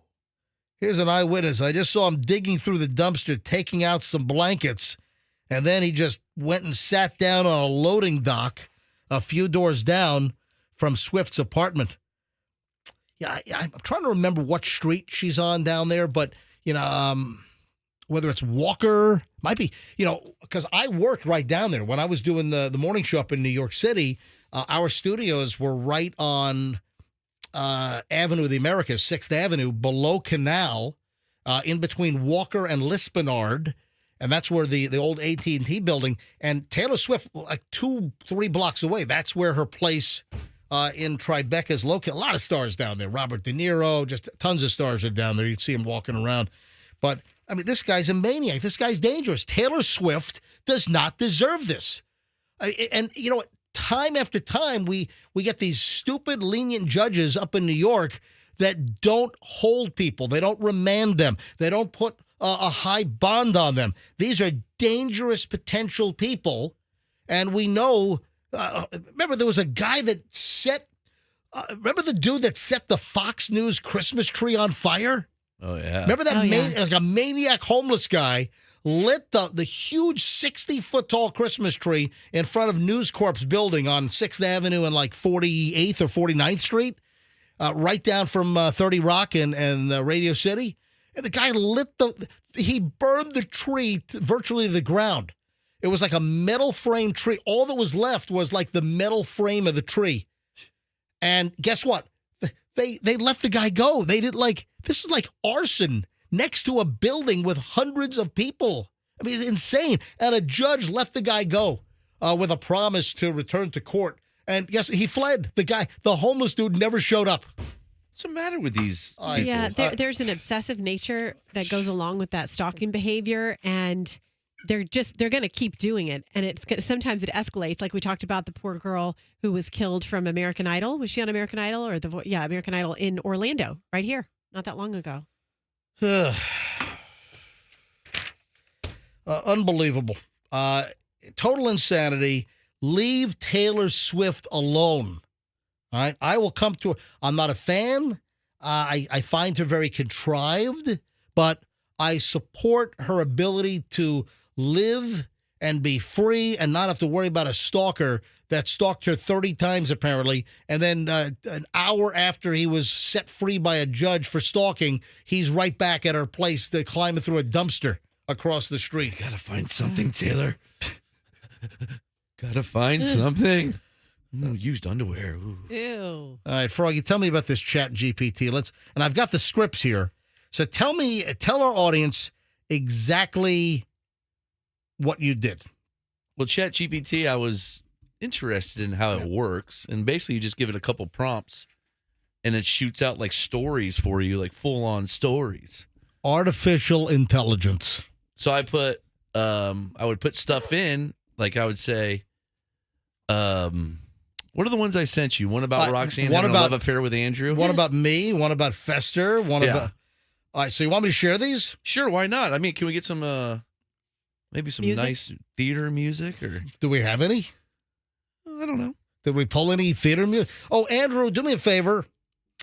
Keep your eyes out for JD, the Titanic guy. Oh, no. Yeah. Titanic. All right, so the Titanic dude, JD, is coming in because I got a couple of Titanic on VHS sets for him. And actually, it's crazy timing, but there's actually a story that relates. So I can't wait to get his thoughts on this as well. All right, so Froggy, you put a couple of things in. So I put a couple prompts. First story is about me. Yeah, and I forget what did I put? Did I show you what I put in for you? I don't think so. I put rich radio guy. Actually, the first story is about Fester. You ready? Okay. All right, here we go. So this is Froggy's Chat GPT theater. Do you have my prompts, though? Story of a radio host named Fester who was fat and negative and sold RVs and dies. That's all I put in? So this... And it popped out a story. Yeah, I'm reading this off of Froggy's email. So... That's crazy. Froggy puts in this into Chat GPT. Radio host named Fester was fat and negative, sold RVs and dies. Yeah. All right, so then Chat GPT kicks out this story. Ready? Oh, well, I'm ready. In a quaint town, the airwaves echoed with the deep grumbling voice of Fester, a portly and pessimistic radio host. Surprisingly, Fester had a quirky side gig selling RVs, a passion that brought a glimmer of excitement into his life. Despite his outward negativity on the radio, Fester found a a peculiar joy in helping people discover the freedom of the open road. That's so stupid. However, his unhealthy lifestyle eventually took its toll, and one day Fester's journey came to an end, leaving behind a mix of cynicism and an unexpected love for adventure on wheels.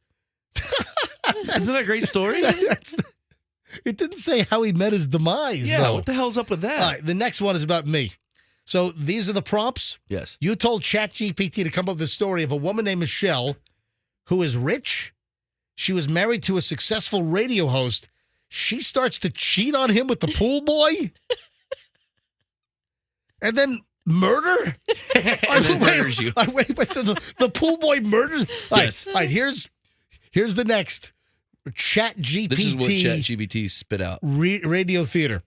Michelle, a wealthy woman married to the charismatic radio host MJ, found herself entangled in a web of deceit, driven by desire. Ooh. She engaged in an affair with the pool boy, their secret encounters escalating. The tension reached a tragic climax when the pool boy, consumed by jealousy and passion, committed a heinous act, leading to the shocking murder of MJ. The opulent life Michelle once knew became a dark tale of betrayal and consequence. The end. Oh my! Isn't this fun? All right, the next one is Roxanne.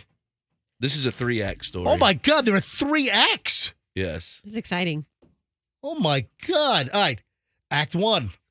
No, wait, you got to put the prompts. I don't see the prompt. Oh, 3-act story arc of a radio host named Roxanne that is seduced by the producer of her show, Andrew, who loves Disney. All right, here we go. Act 1.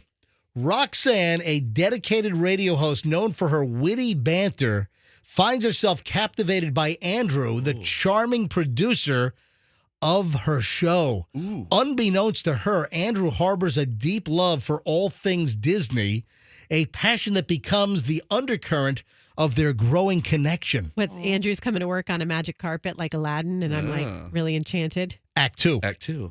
As Roxanne and Andrew collaborate on the show, their professional relationship evolves into something more. Andrew's Disney-inspired gestures enchant Roxanne, blurring the lines between friendship and romance.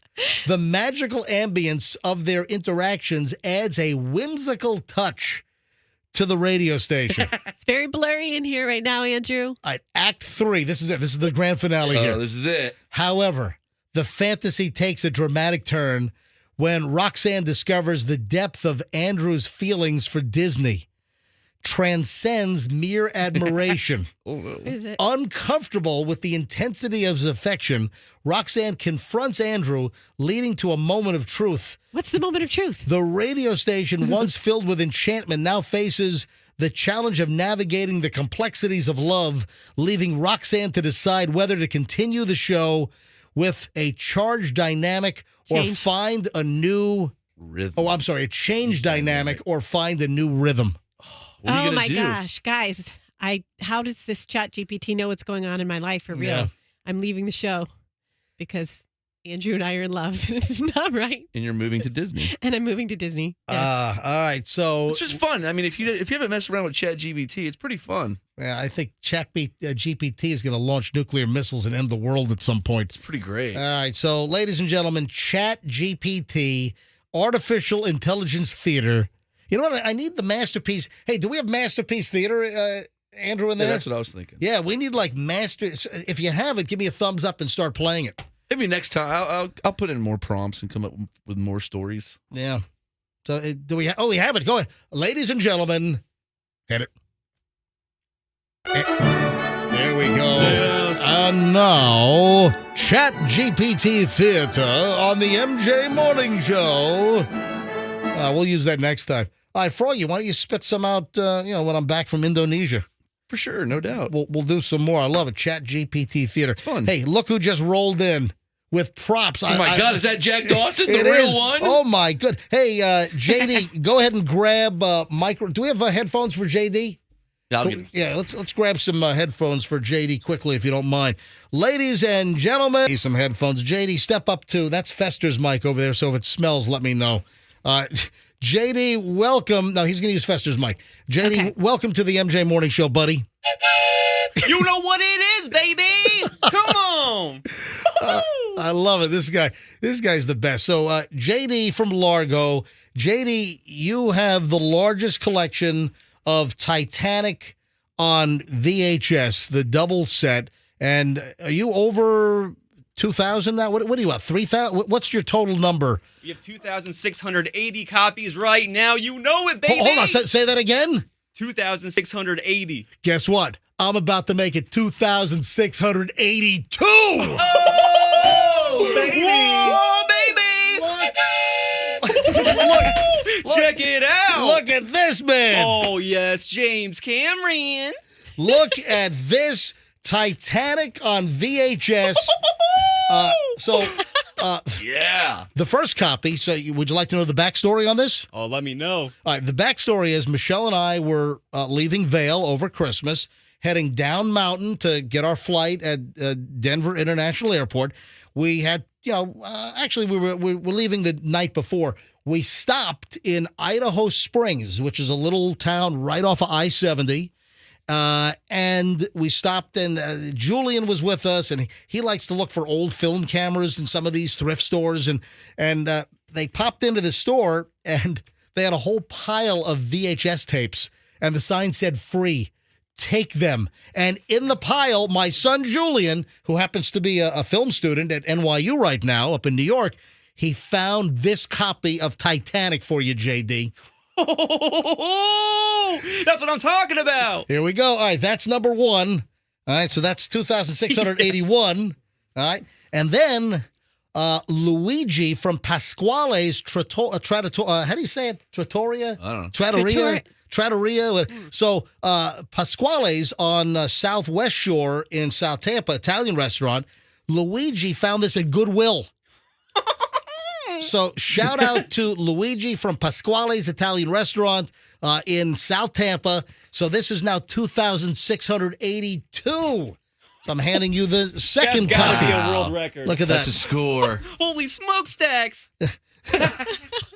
Holy smokestacks. I like it. All right, so JD, the Titanic guy, a lot of folks saw you recently were you on Fox 13, I think? Oh, yeah. Yeah, Fox 13 did a story on him recently. We've been talking to you for over a year at this point. National coverage, too. I feel like there's... Yeah, you're popping off, man. We're all over the world. It's Titanic. So what caused it? When did you decide that you wanted to have the largest collection of Titanic videos on the planet? Have you ever seen this James Cameron classic from 1997, baby? Yes, I have. Once you pop, you can't stop. It's kind of like Pringles. I got one copy, and now we have almost 3,000. So you know what it is. Yes. You're getting there, man. And look, you even brought your Leonardo DiCaprio, Jack Dawson doll in. Yeah. I take him everywhere with me. Hey, is this on video? Is this all? Do you have JD and JD? Do you have? All right, so what is the goal? Is $1 million, right? $1 million. All right, and then what? When you and get then to I rebuilt Titanic, added Titanic on VHS, and we set sails to the stars. That's what you're planning. To rebuild the Titanic. Like a Lego set? Out of Titanic. Yeah. That's going to be awesome. Did they ever do a Lego Titanic? They did. Yes, do you have it? No, it's the biggest one they made, though. Oh, my God. How much is that? Like thousands of dollars? It's like $700 right now. Really? Yeah. Titanic. Yeah, Titanic, baby. So I have a question. Yeah, go ahead. You take JD with you everywhere you go, Jack Dawson, this replica. If you guys go to bars, do you find that he only hits on 25 and under? My man does not have to worry about any of that. We have the world's largest collection of Titanic on VHS, and his eyes are on the prize. You know what I mean. That's right. That is a really good question, by the way. Isn't it? That's a very good question. Because whenever we see Leonardo DiCaprio, he's always with a 22, 23, 20. He doesn't date. Isn't 25 the cutoff? 25. He won't date anyone over 25, right? He'll throw him right off the Titanic at 26. Can you imagine Rose, in the older years? Oh, yeah. Forget it. Not a chance. Hey, you're going to love this. Jay, now, have you ever revealed your real name, or you only go by JD? JD, baby. That's it. All right. So the timing on this is uncanny. A story that I saw yesterday that there is a word that you're never supposed to utter on a cruise ship. And a guy found out the hard way. Mark Sebastian shot a social media video, and the story says, similar to saying fire in a movie theater, there's a word on cruise ships that is totally frowned upon. Apparently, he used it, and he was told, shh, we don't use that word around here. This was on a Royal Caribbean. He was on a Royal Caribbean ship, and apparently this came up. And he was on board for 18 nights. Some crazy 18-night cruise. It's a little much. The number one thing that he learned the hard way was if you use this word on the ship, it does not go over well. It sinks like the anchor, apparently. Do you know what the word is? I'm going to make a guess. Yes. Overboard. Nope. Come on, it's pretty obvious. Iceberg? Nope. Come on, JD.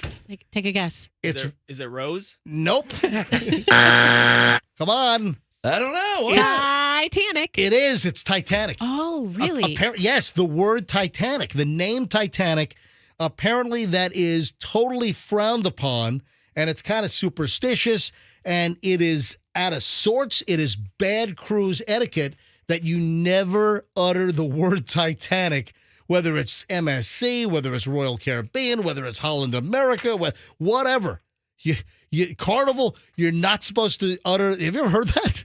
This would not go over well for me, because I always say Titanic on VHS, baby. Exactly. That's right. So, have they ever shown on cruise ships? They have movie theaters. Do you think they've ever shown Titanic on a cruise ship? I'm sure. I hope so. I don't know. Oh, Andrew wants me to take phone call. Oh, Mike is on the line from Tampa. He's got another copy for you. All right, say hi to Mike. Hey, Mike, say hi to JD. Hey, JD. Hey, what's going on, buddy? Hey, man, I got a copy for you. You know what?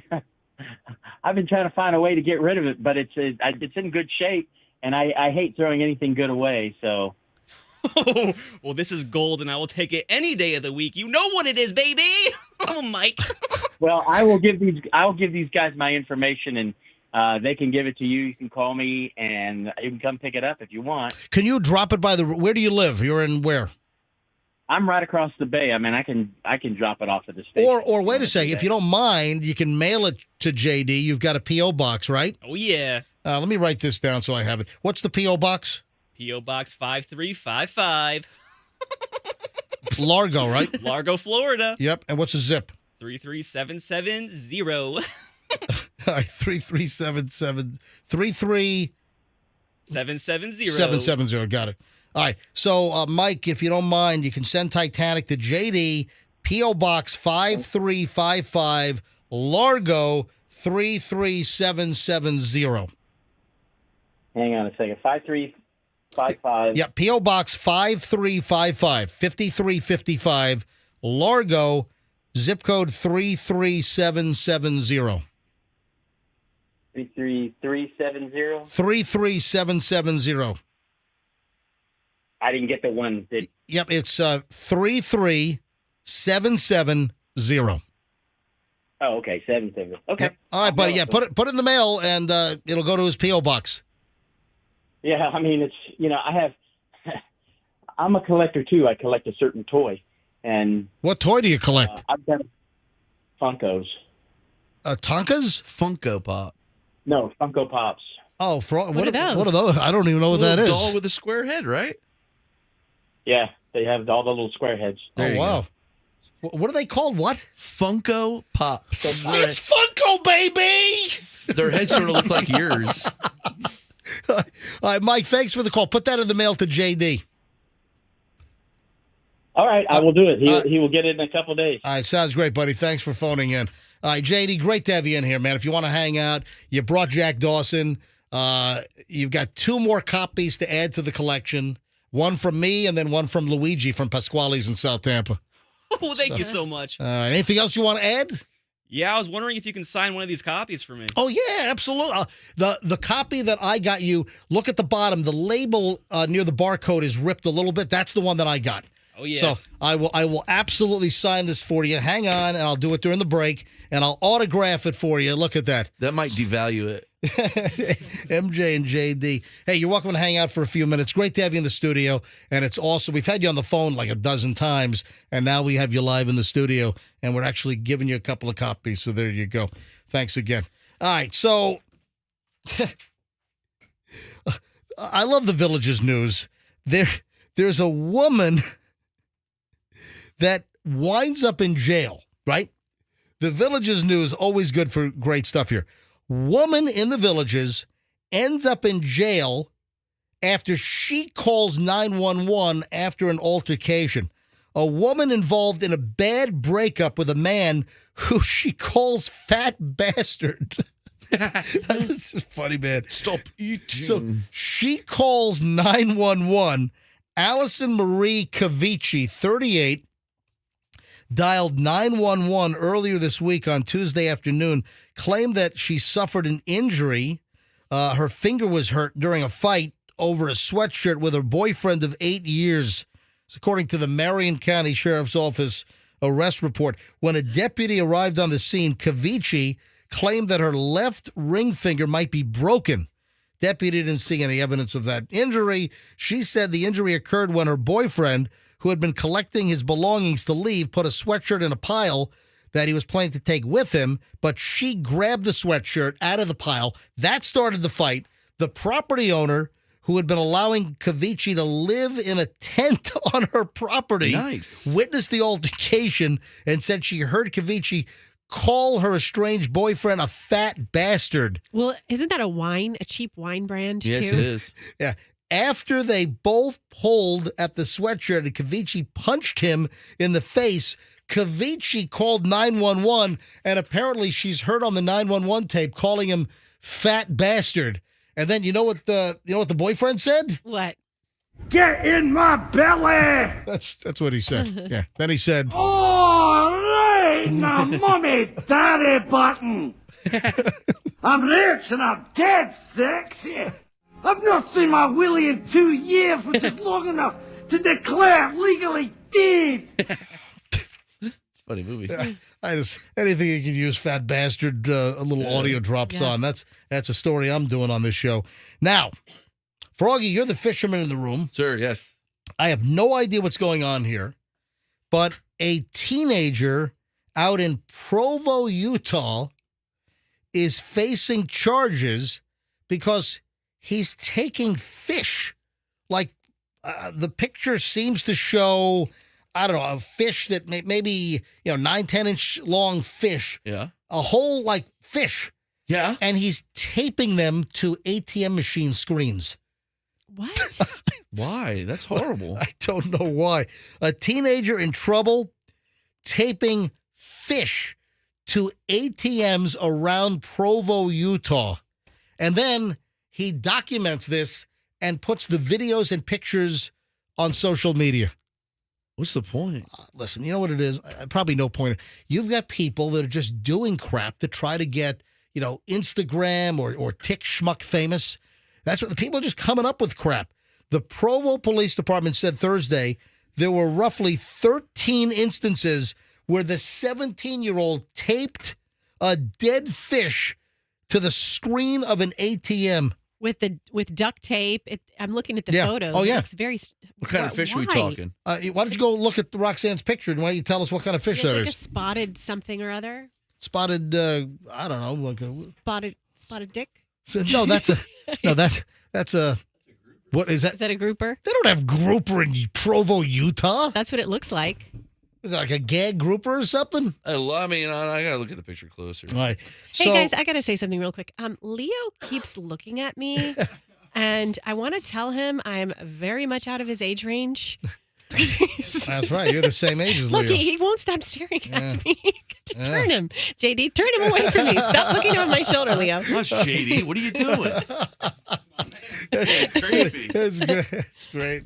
So, Jack Dawson, the Leo character, with the period style clothing on, the old collared shirt, the suspenders, he's creeping you out. Every time I glance that way, I'm like, look the other way. There's nothing to see here that you're interested in. This is just bizarre. Just a kid.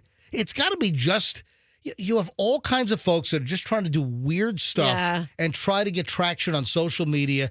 Everybody, that's what's going on. The brains of kids are being rewired. Everyone wants hits. Everyone wants followers. Everyone's trying to come up with some gimmick, some gag. And this kid said, hey, I'm going to go around Provo, Utah, and just tape fish to ATMs. I see a catfish. I see a carp.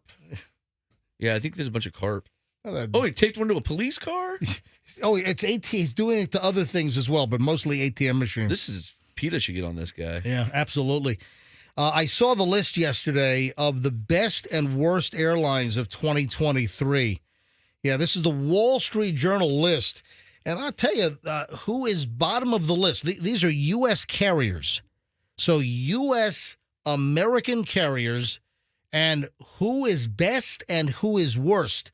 So the Wall Street Journal yesterday released their listing of the 9 best and worst airlines in the United States for last year, 2023. And last place, wow. The airline is blaming New York City for its woes, for air traffic and weather issues.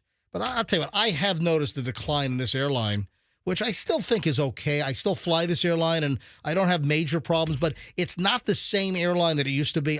This airline used to be fantastic, and they're not as good as they used to be. There's no doubt about it.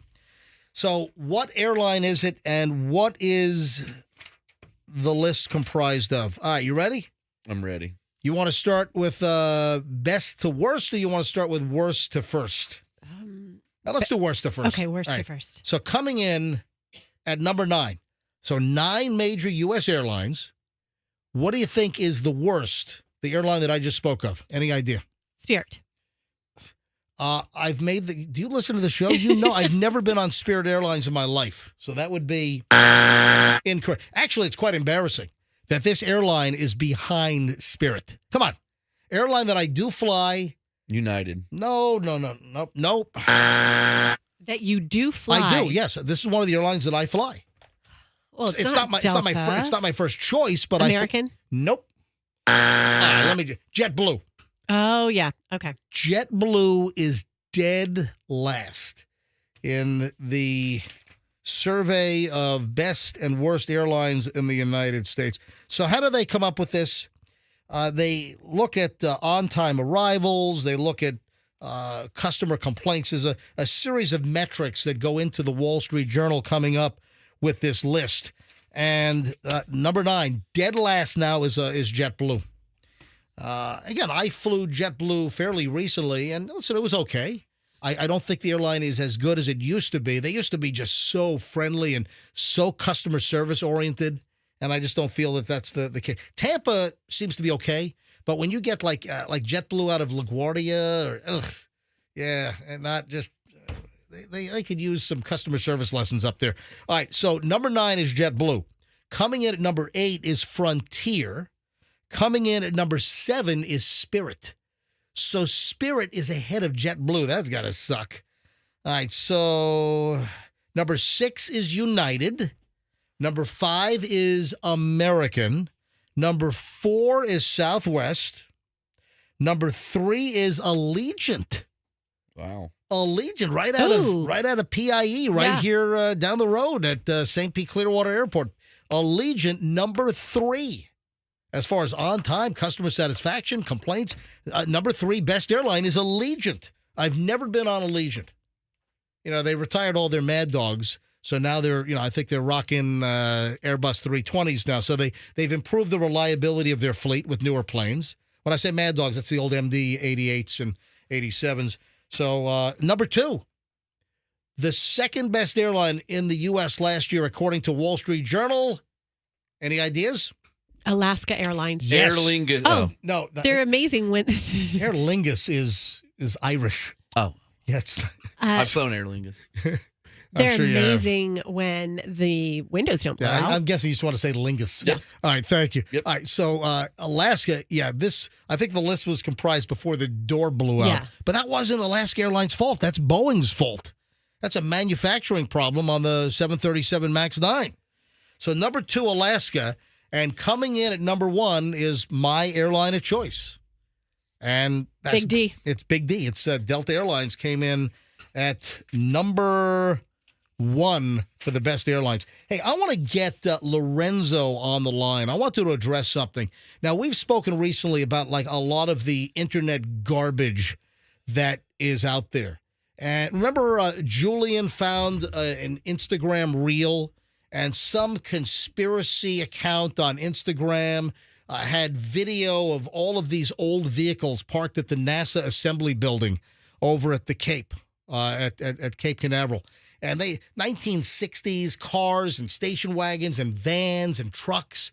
And this dude shoots a whole video, hundreds of thousands of views, and he's like, oh, man, what's going on here? What does NASA know? Are they getting ready for an EMP blast? Because all these old cars don't run on a computer. All the old carburetor cars with no electronics, those are going to run if there's an electromagnetic pulse explosion.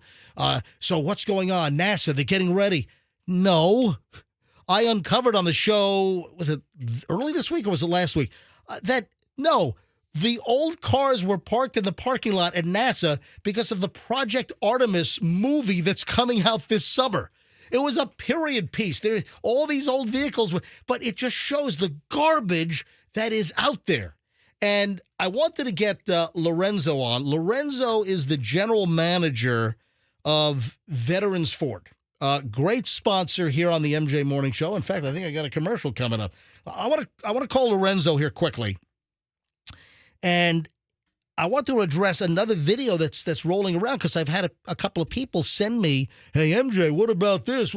Because I was driving a particular vehicle, and it's another example of the absolute BS that is online. Now, hang on. Let me dial Lorenzo, 813-695. All right, calling Lorenzo. Again, Lorenzo is the general manager and the manager. Hey, Lorenzo. Yes. All right, so Lorenzo live on the MJ Morning Show, the general manager and managing partner at Veterans Ford, great MJ Morning Show sponsor. Lorenzo, first of all, thank you. I love our relationship, and thanks for being an advertiser on the MJ Morning Show. Well, no, I just, I'm glad to be on your station, and since we've been there, you've been helping us out. You brought some customers, so we appreciate it. Yep, that's the plan, man. You go to Veterans Ford, you ask for the MJ deal, and no other Ford dealer in town on whatever you're looking at, no one's going to beat the MJ deal at Veterans Ford if you're looking for a Ford. Now, the reason why I wanted to get you on, we're just talking about some of the internet BS that's out there, and it's just insane, the stuff that people believe. And last week, you had me in the Bronco Raptor, which is really a nice vehicle. It's fantastic.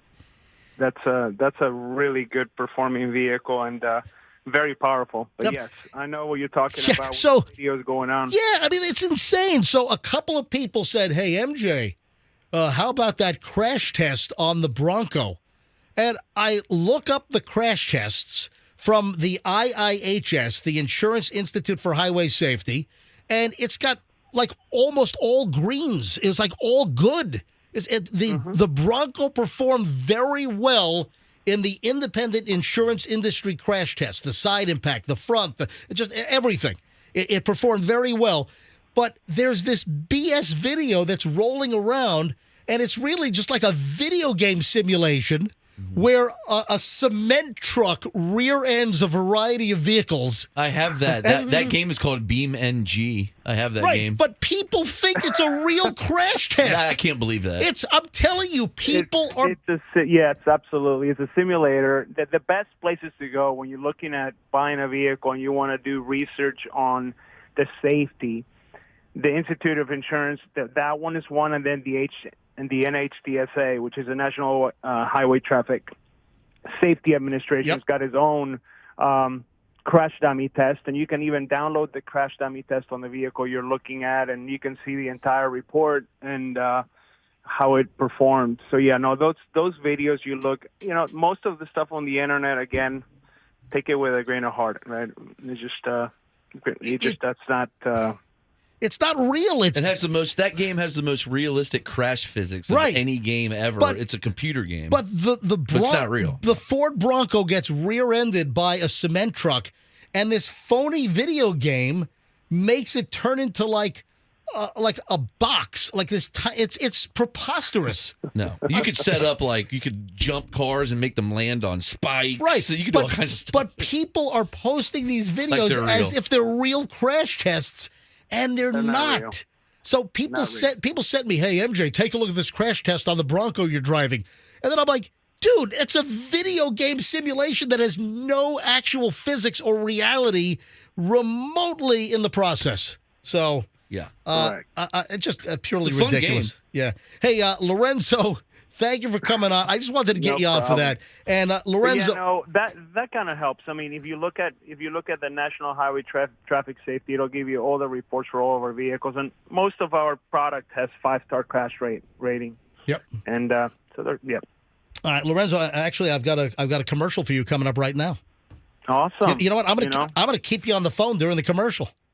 Sure. Hey, so I have Lorenzo on the line right now from Veterans Ford. Lorenzo, somebody comes in and they say, "Hey, I want the MJ deal." You will not be beaten by any other Ford dealership in town.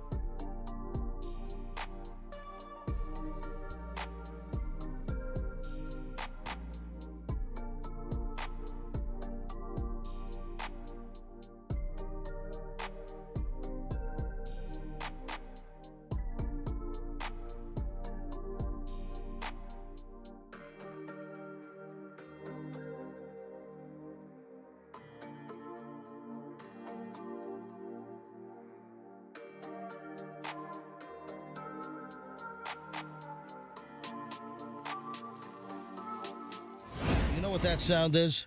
Well, let me play it again in case you didn't hear it clearly. Do you know what that sound is? Anybody? I would ask Froggy or Roxanne, but neither are in the room right now. Fester's out. It is literally the MJ Morning Show because I'm the only one here doing the morning show right now. So this sound ought to sound very familiar, but it might not be the description that you're... if you're saying, oh, that's the Netflix sound, well, you're only halfway there. That's the sound of Netflix whacking you over the head with another price increase, most likely. Yeah, so the latest on Netflix is as follow. They are suggesting that more price hikes are coming this year. You know, they just released data, and I don't know if you saw this, but Netflix's stock just soared because they've added like a ridiculous number of new subscribers. What I say? They added like 13 million or something new subscribers, and you want to know why? They added. Been back for 2 minutes now, guys. Thank you so much for joining us, Roxanne. Back here on the MJ Morning Show. What are we doing? A radio show around here or something? A timely radio show? I'm not asking too much for you guys to be actually here when we were on the air. I mean, just 4 little hours. I'm just asking for just a little focus. Just 4 hours. 4 hours? Yeah, just 4 hours of focus. That's all I'm asking for. All right. So Netflix, 13 million new subscribers, and of course that is attributed to the fact that they did the password crackdown deal. Now, what time is it? 9 o'clock. Now, I don't think we've been affected. You know, let me get Julian on the phone. Julian's my son up in New York at college. 813. Froggy's in the restroom, by the way. He'll be right back. Okay. Did he just text? Mm-hmm. I felt my phone vibrate, but kind of focused on doing the radio show. Yep. Good morning. Hey, Julian, are you listening to us live right now? I was getting ready and I just turned you off, but I was about to when I left for class. What did I miss? All right. Hey, Netflix. I was just doing a Netflix story that Netflix has added like 13 million new subscribers. 13 million users. They're actually making profit now. Yeah. And I say screw Netflix. I know. No, hold on a minute. The reason why I'm calling is the 13 million new subscribers, a lot of those are because they cracked down on the password sharing. So those that were now blocked because somebody was letting them use their password, they are now having to subscribe. So that's part of what's adding to the subscriber base. But the reason why I was calling, we were concerned that with you up in New York, Chloe was up in New Hampshire, but just graduated college in December, and us here in Tampa Bay, we were concerned that somehow the IPs were going to get flagged and you were going to have your service shut off. Because you guys are on my account, and we have, you know, Daddy-O, and then Chloe, Michelle, and you. Have you had any trouble with your IP up in New York using our family Netflix account?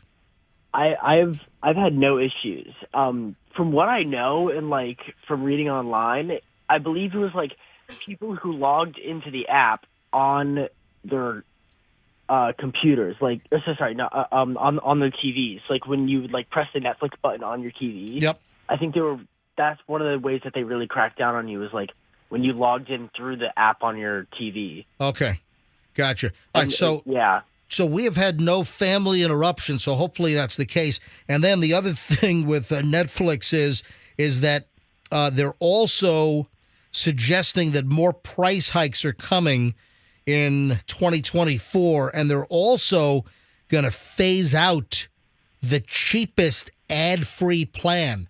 So yeah, it's like $6.99 or something. Yeah, it's all about just jacking up the revenue, and clearly they're trying to make stockholders happy. The stock just soared yesterday.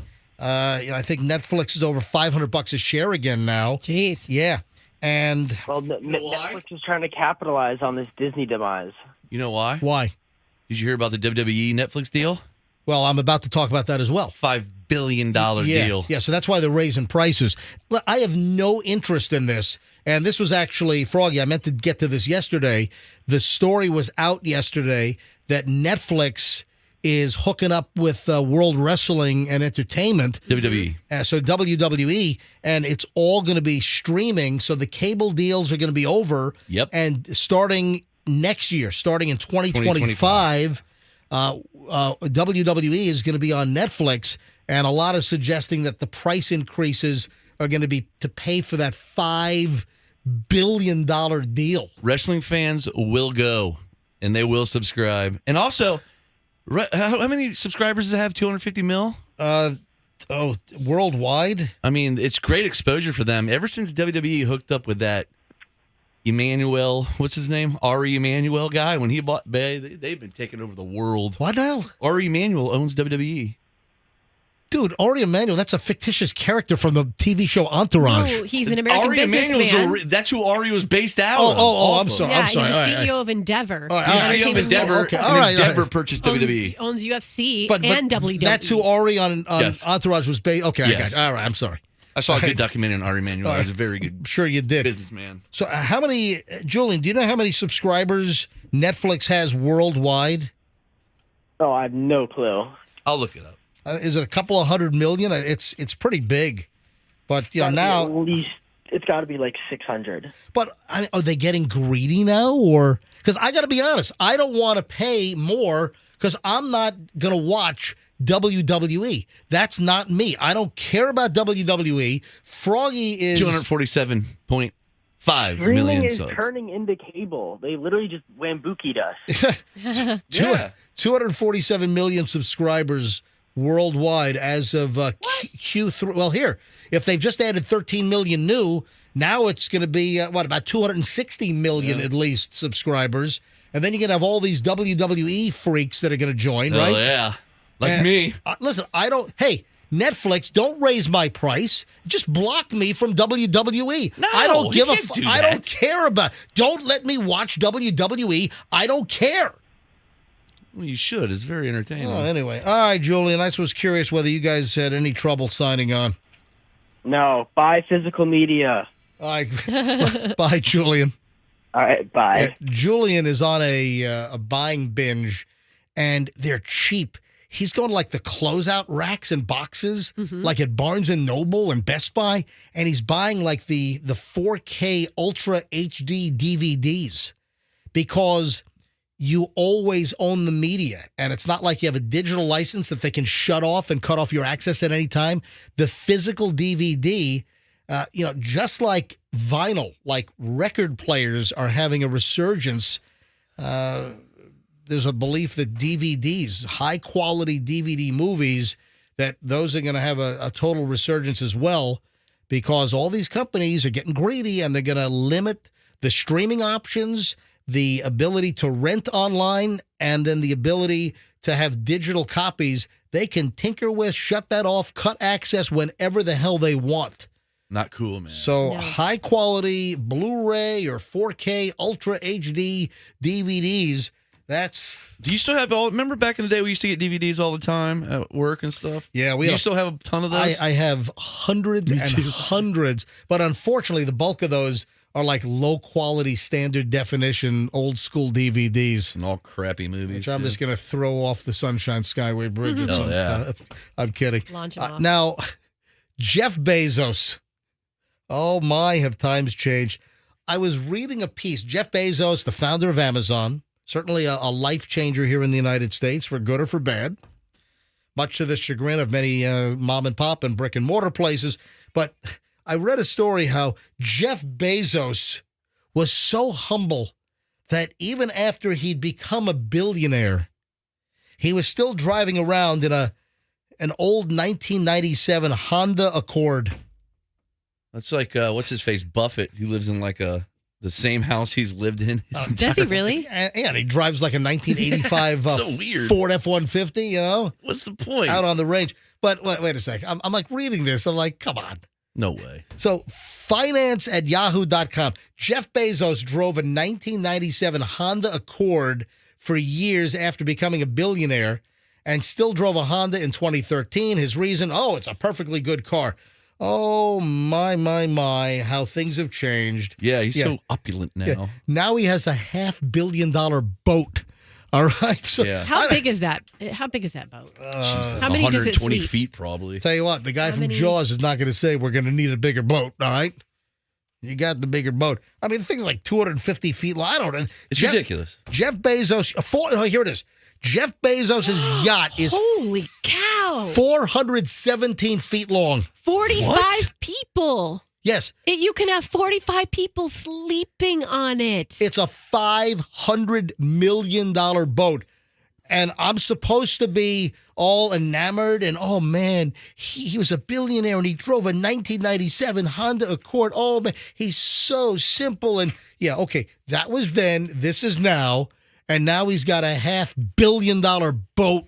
Okay, the boat has obviously its own swimming pool, sauna, spa. We're talking about overkill. dude. Do you know what the annual maintenance and upkeep is for this boat? Annually? Yeah. Do you know what it costs him annually for the brand new 417-foot long super yacht, $500 million? What do you think I have a his guess. annual cost for maintenance and upkeep is? It's got to be like $20 million or something. More than that. What? And the mountain climber is off. That's just stupid. That is incorrect. Too low. Too low? Yes. All right, that's outrageous. All right, keep going. 22 mil. Too low. Roxanne, you're good at this game. Yeah, okay, 100 mil. Oh, my Why do you always God. do this?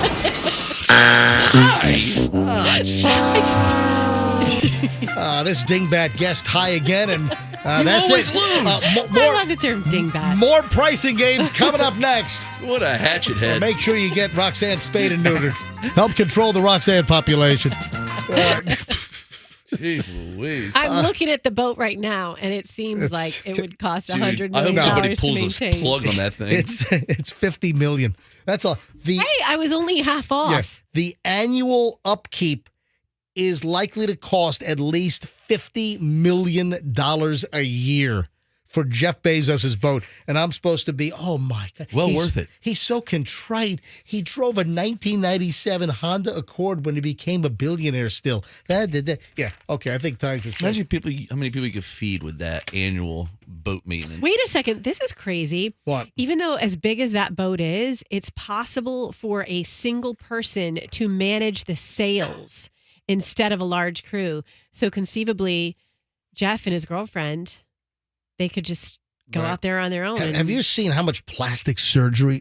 Yeah, she's too much. I think the annual upkeep on her boobs and butt is at least $50 million a year. Like, why couldn't you get like a natural, nice, hot? Yeah, she's just looking all plasticky and phony. Ugh. It's we're still fiance. I don't think they're married yet, right? All right, the 9:10 must-hear story. It's 9:12 now on the MJ Morning Show. Then Michelle doesn't like this feature. She thinks I ought to bag it. 9-10 deal? Yeah, I mean, What does she know?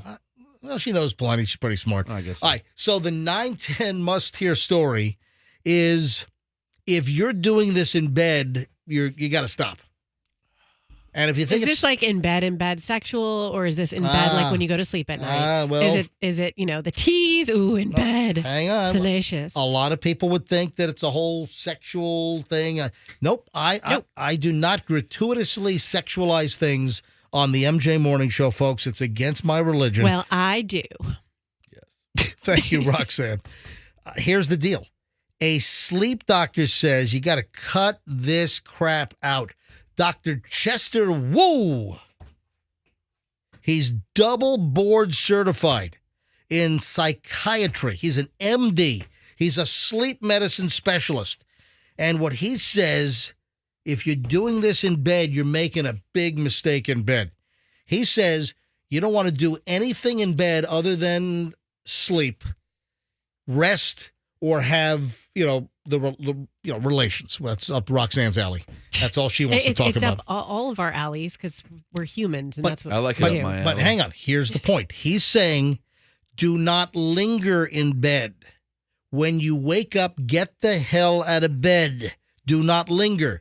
You'll feel more groggy and lazy. He says, I never stay in bed and do activities that aren't related to sleep or intimacy.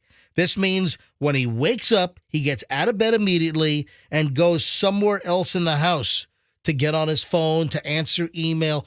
The mistake you're making in bed, folks, is don't do anything in bed that is not supposed to be done in bed. It should be sleep and intimacy, and that is all. Get your butt out of the bed to do anything else. It sounds like he doesn't even say reading in bed is okay. Yeah, I think I violate this to the nth degree because does it say anything about early morning radio hosts who are exhausted when they get home and hiding from their kids in their room and have to do all their work in bed? Because that's what I do. It sounds Where like do you think you get your show prep, MJ? In bed. With what you just said. What? It sounds like you're about to have an explosive drinking problem. I don't. Those are just facts. Anyway, the must-hear story from a sleep expert and psychiatrist, a medical doctor, an MD, double board certified.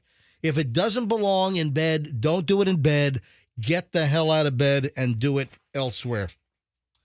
You guys ready for the audio daily double here on the MJ Morning Show? Please. I'll take a chew daily double, please. All right. Would you like the daily double? Here we go. I got actually 2 song clips that I want to play. And I would like to know, it's kind of old schoolish here, but I think we have plenty of listeners that are going to know what this is. Tell me if you guys have ever heard this. I'm okay alone with you. Got something I need. Well, I got a brand new pair of roller skates. You got a brand new key. I think that we should get together and try them out, you see. I've been looking. You guys know that song? Hell yeah, I love that song. Froggy, you being serious? What are you I was singing it.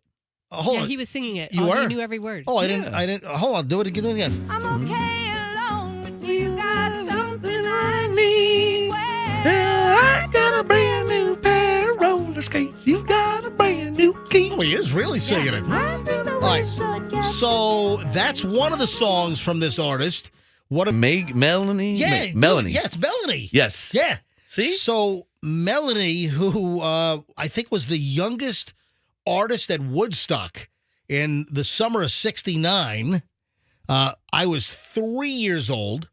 And then the summer camp that I went to in this part of New York State. Now, Woodstock, people think was in Woodstock, New York. No, nowhere near. It was actually near Monticello, near Liberty, in a little place called Bethel, New York. And that's where I went to Camp Ranger for many years. My whole family, my grandfather, my father, uncles, all went to this place called Camp Ranger, which started in the 1920s. And it was a mile down the road from where Woodstock was in Bethel, New York. And Melanie performed at Woodstock. The reason why I'm bringing it up, unfortunately sad, she passed away. News came out yesterday, dead at the age of 76. Damn. Yeah. Melanie, Yep. no. And Too young. Andrew was telling me that she made Tampa Bay her home for some time. I had no idea. Yeah, Andrew, turn your mic on. What do you know about Melanie and the brand new roller skate key and lay down singer? What was her connection here to Tampa Bay? She lived in the Safety Harbor area until I believe her husband passed. How long ago was that? That I couldn't tell you. I mean, she lived here for a long time? I don't have. I'll have to ask about that. All right. But Melanie apparently lived in Safety. I wonder if she lived there. Well, Nona Slice House is on Main Street in Safety Harbor. That's fairly new. It's only been around for 3 years or so. But rest in peace, Melanie, the brand new key singer. Froggy, hit it again. I'm okay alone with you. Got something I need. Well, I got a brand new pair of roller skates. You got a brand new key. Look at that. Did you know people thought that song was about drugs when it came out? Yeah, I do. I've heard that before. I saw a documentary about I'll tell you what, I remember that when I was a kid, and that was playing on the radio. I grew up, New York City, and then Rockland County, Nanuet, and, I was enamored, 4, 5, 6, 7, 8, 9, 10 years old. I was enamored with 77 WABC, Harry Harrison. WABC, ding. So, and they played that song, and it's just a lot of these artists, when I was a little kid and I was getting hooked on radio and I knew that that's what I was going to do for a living when I grew up, a lot of these artists, man, they're cashing it in, man. They're buying the farm. And listen, I hit 58 yesterday, man. I feel like I'm 28, but certainly my mental state, I feel I'm like 16, you know. They say that male brains do not fully develop until like mid to late 20s. Yours isn't developed until quite yet even. Yeah, my brain is still not fully developed. So anyway, Roxanne.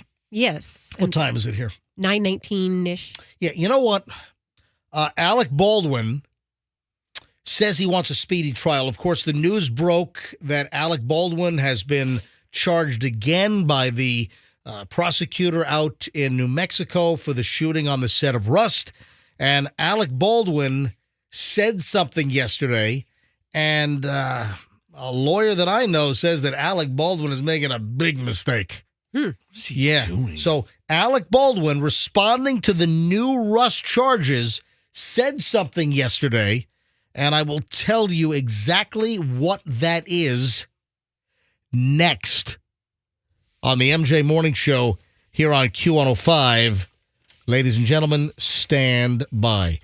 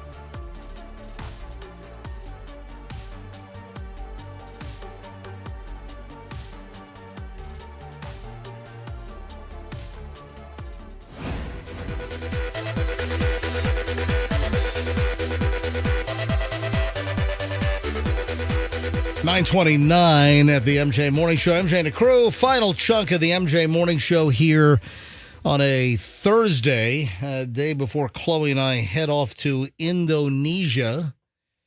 More details on that tomorrow. Hey, Froggy, I was just checking my Instagram and just seeing if any messages came in, DMs. I'm loaded. I got a lot of work to do answering folks. I just noticed a bunch of people just followed me. Clearwater Legal Center, Beata 521.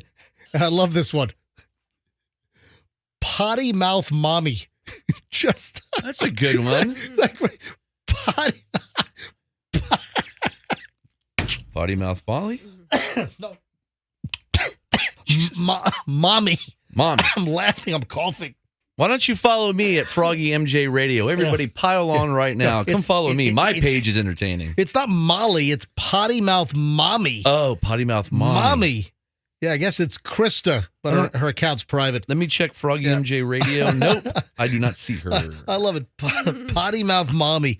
Yeah, folks, give me a follow if you're on IG. You can give me a follow, Certified MJ Radio. And, of course, with Chloe and I going to Indonesia, you can follow our travels, our scuba diving, our mingling with, I believe, the tribe that kills you with poison darts. Yeah. No, we're not going that. That's like on New Guinea or something. No, we're not going over there.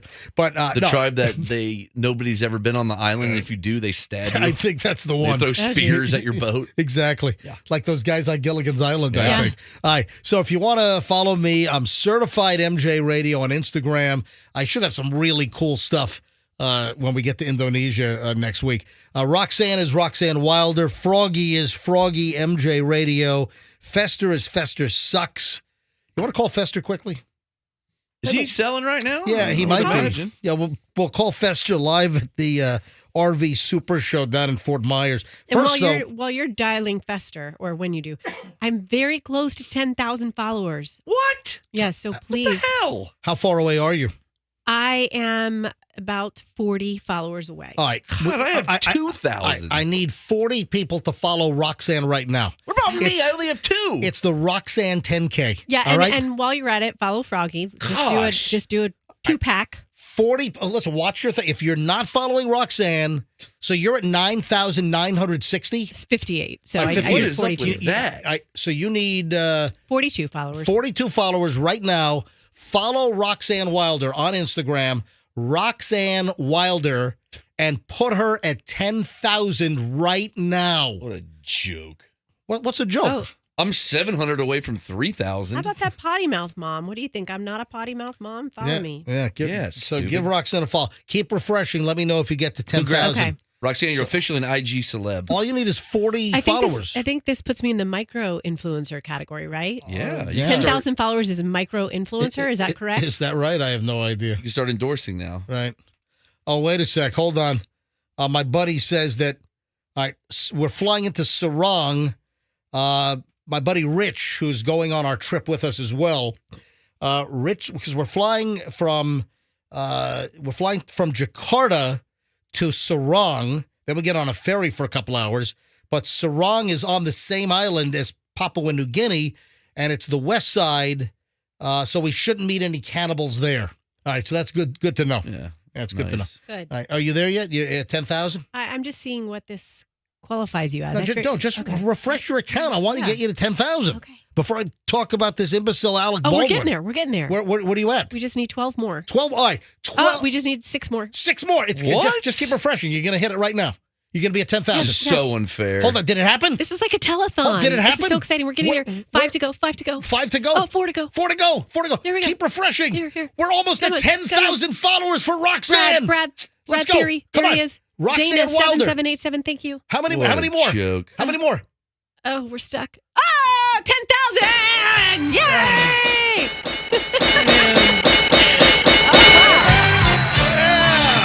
And I saw it change. You know what happens? Yeah. It's like it's 4 digits. It's 9,996. And all of a sudden it flips and look, it's just a 10K. Froggy, look, this is what it looks like. I see it. This is what it Look looks at like when you get to the 10Ks. Thank you for following Roxanne Wilder. That's fine. You know. And if I could.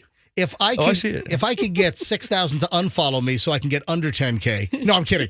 All right, don't unfollow. But if what a day. you want to follow What a me, joke. certified MJ Radio. I have the best IG in the room with the lowest followers. But you have a lot of engagement. Whatever. Alec Baldwin. Yesterday, apparently, Alec Baldwin is now making further noise after he's been charged again. New charges filed, manslaughter charges for the shooting on the set of Rust. And now Alec Baldwin is saying he wants a speedy trial. Listen to this. What? Listen to Screw this. you. Listen to this douche. That family wants their mom back. All right. Alec Baldwin on the Rust case says, let's get this damn thing over with. I want a speedy trial. What an God, jackass. What are the optics of that? This little kid's mother, the director of photography, the cinematographer, Helena Hutchins, she was killed with the bullet on the set. One of the assistant directors, I believe, was shot through the shoulder.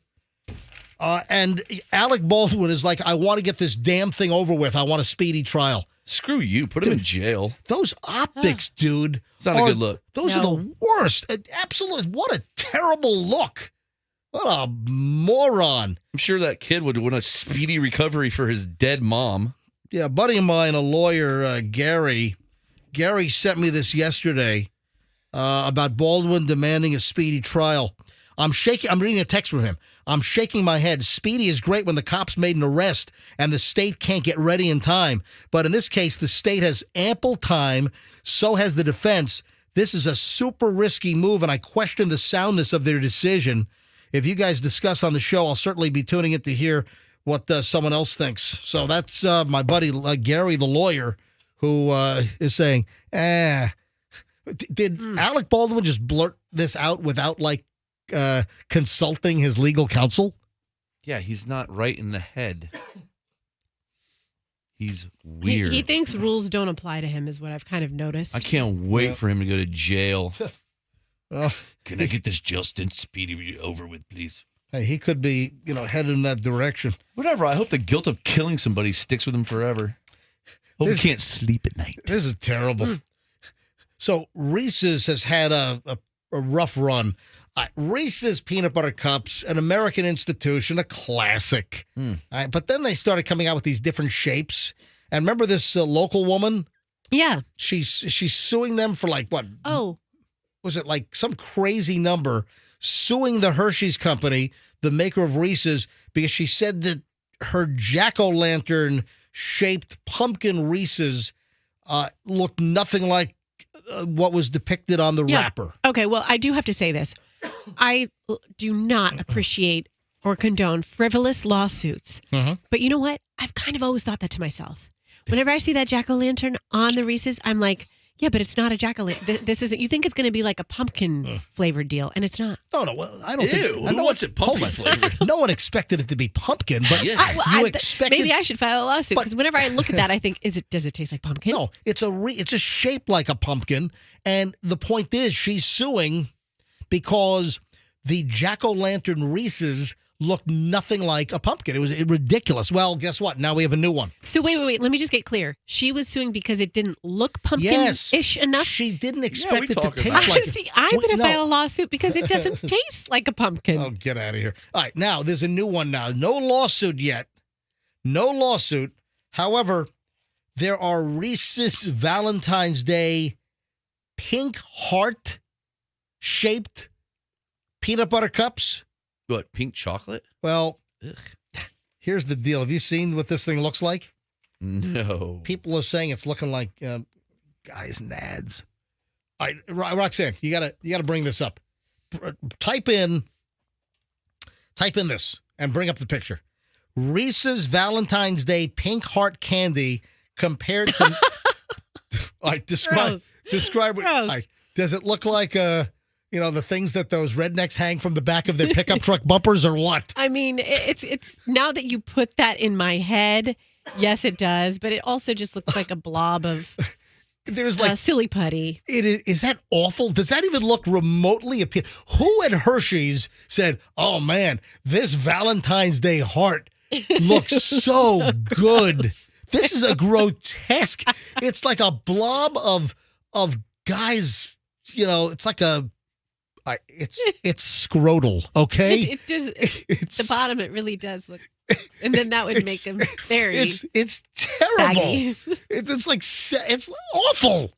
What is going on here? Starving. I want one. Man, they're having a rough Are time. those with nuts or out without nuts? Do they put nuts in Reese's? Oh, I like your double entendre there. Yes, it's peanuts. Yes, there are nuts. Ground up peanuts. Yes. It's a peanut paste or whatever there is. I think it's mostly sugar, more sugar and fillers other than peanuts. All right, now peanuts. Let me be. What's on your mind? Yeah, let me be very, very, very clear. Now, I meant to get to this earlier, but better late than never. The awful driving in the Tampa Bay area. We talked about the guy spotted around town with his car door open, dragging his foot on the pavement of interstates locally. We talked about this video. If you haven't seen this, it is on our website. You go to mjmorningshow.com. That's mjmorningshow.com. Go to our website and then click on As Heard on the MJ Morning Show. And there is a guy driving around town where literally the driver's door of his car, this happens to be a silver Nissan, maybe an Altima, and the guy's door is open a foot. He's dragging his foot on the interstate. It looks like it's I-75 at 70 miles an hour, and he's hanging out of the car while driving.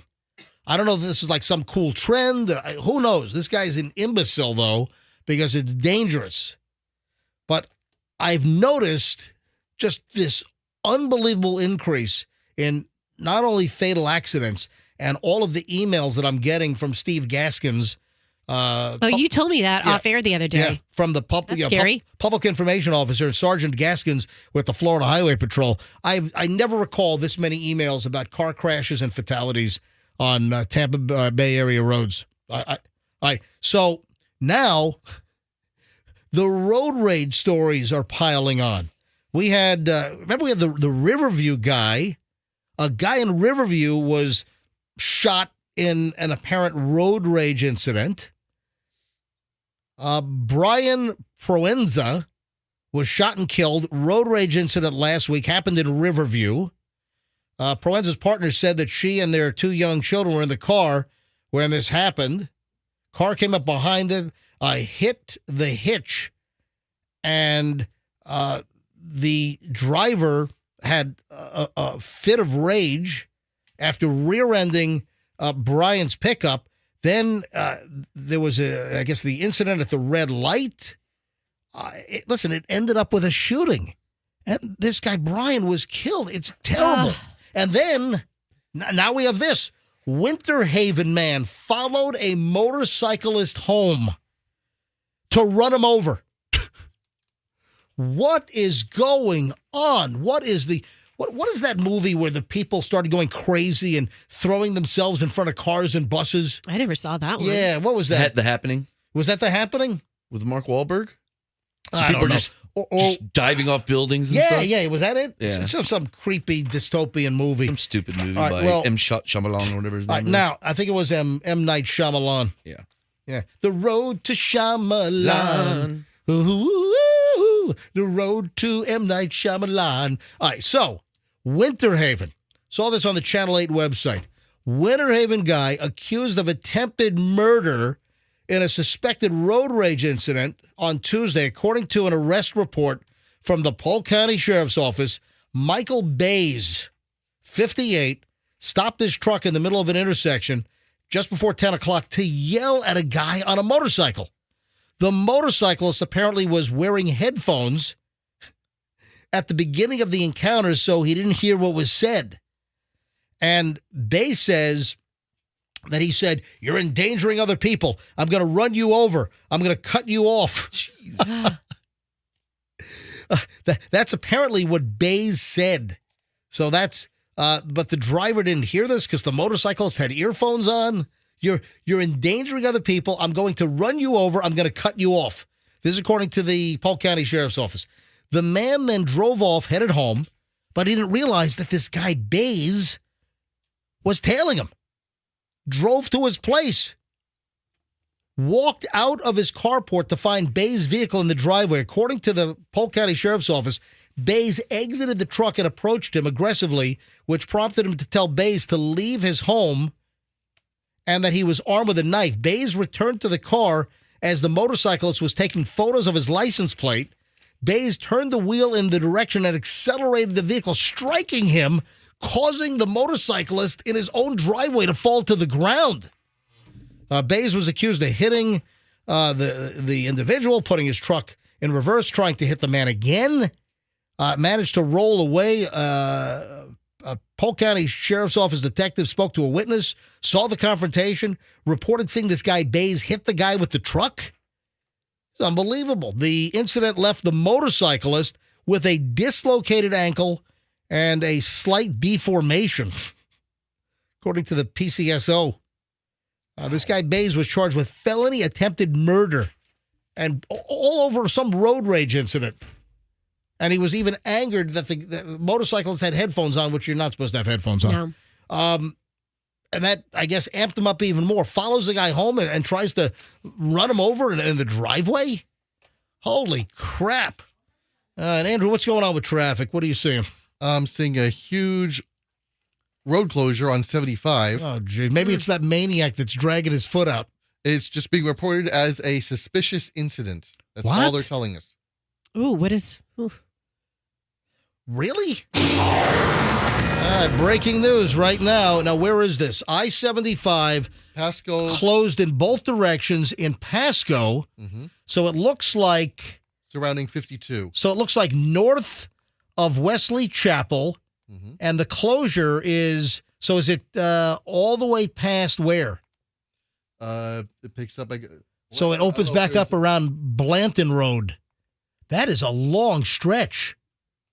So I-75, and we don't know what it is other than I don't know what qualifies as a suspicious incident. A suspicious incident has a big chunk of I-75 closed between Blanton Road and Overpass Road, which is near San Antonio. So that would be near State Road 52, right? Mm-hmm. Near where the Flying J Service Plaza is up there.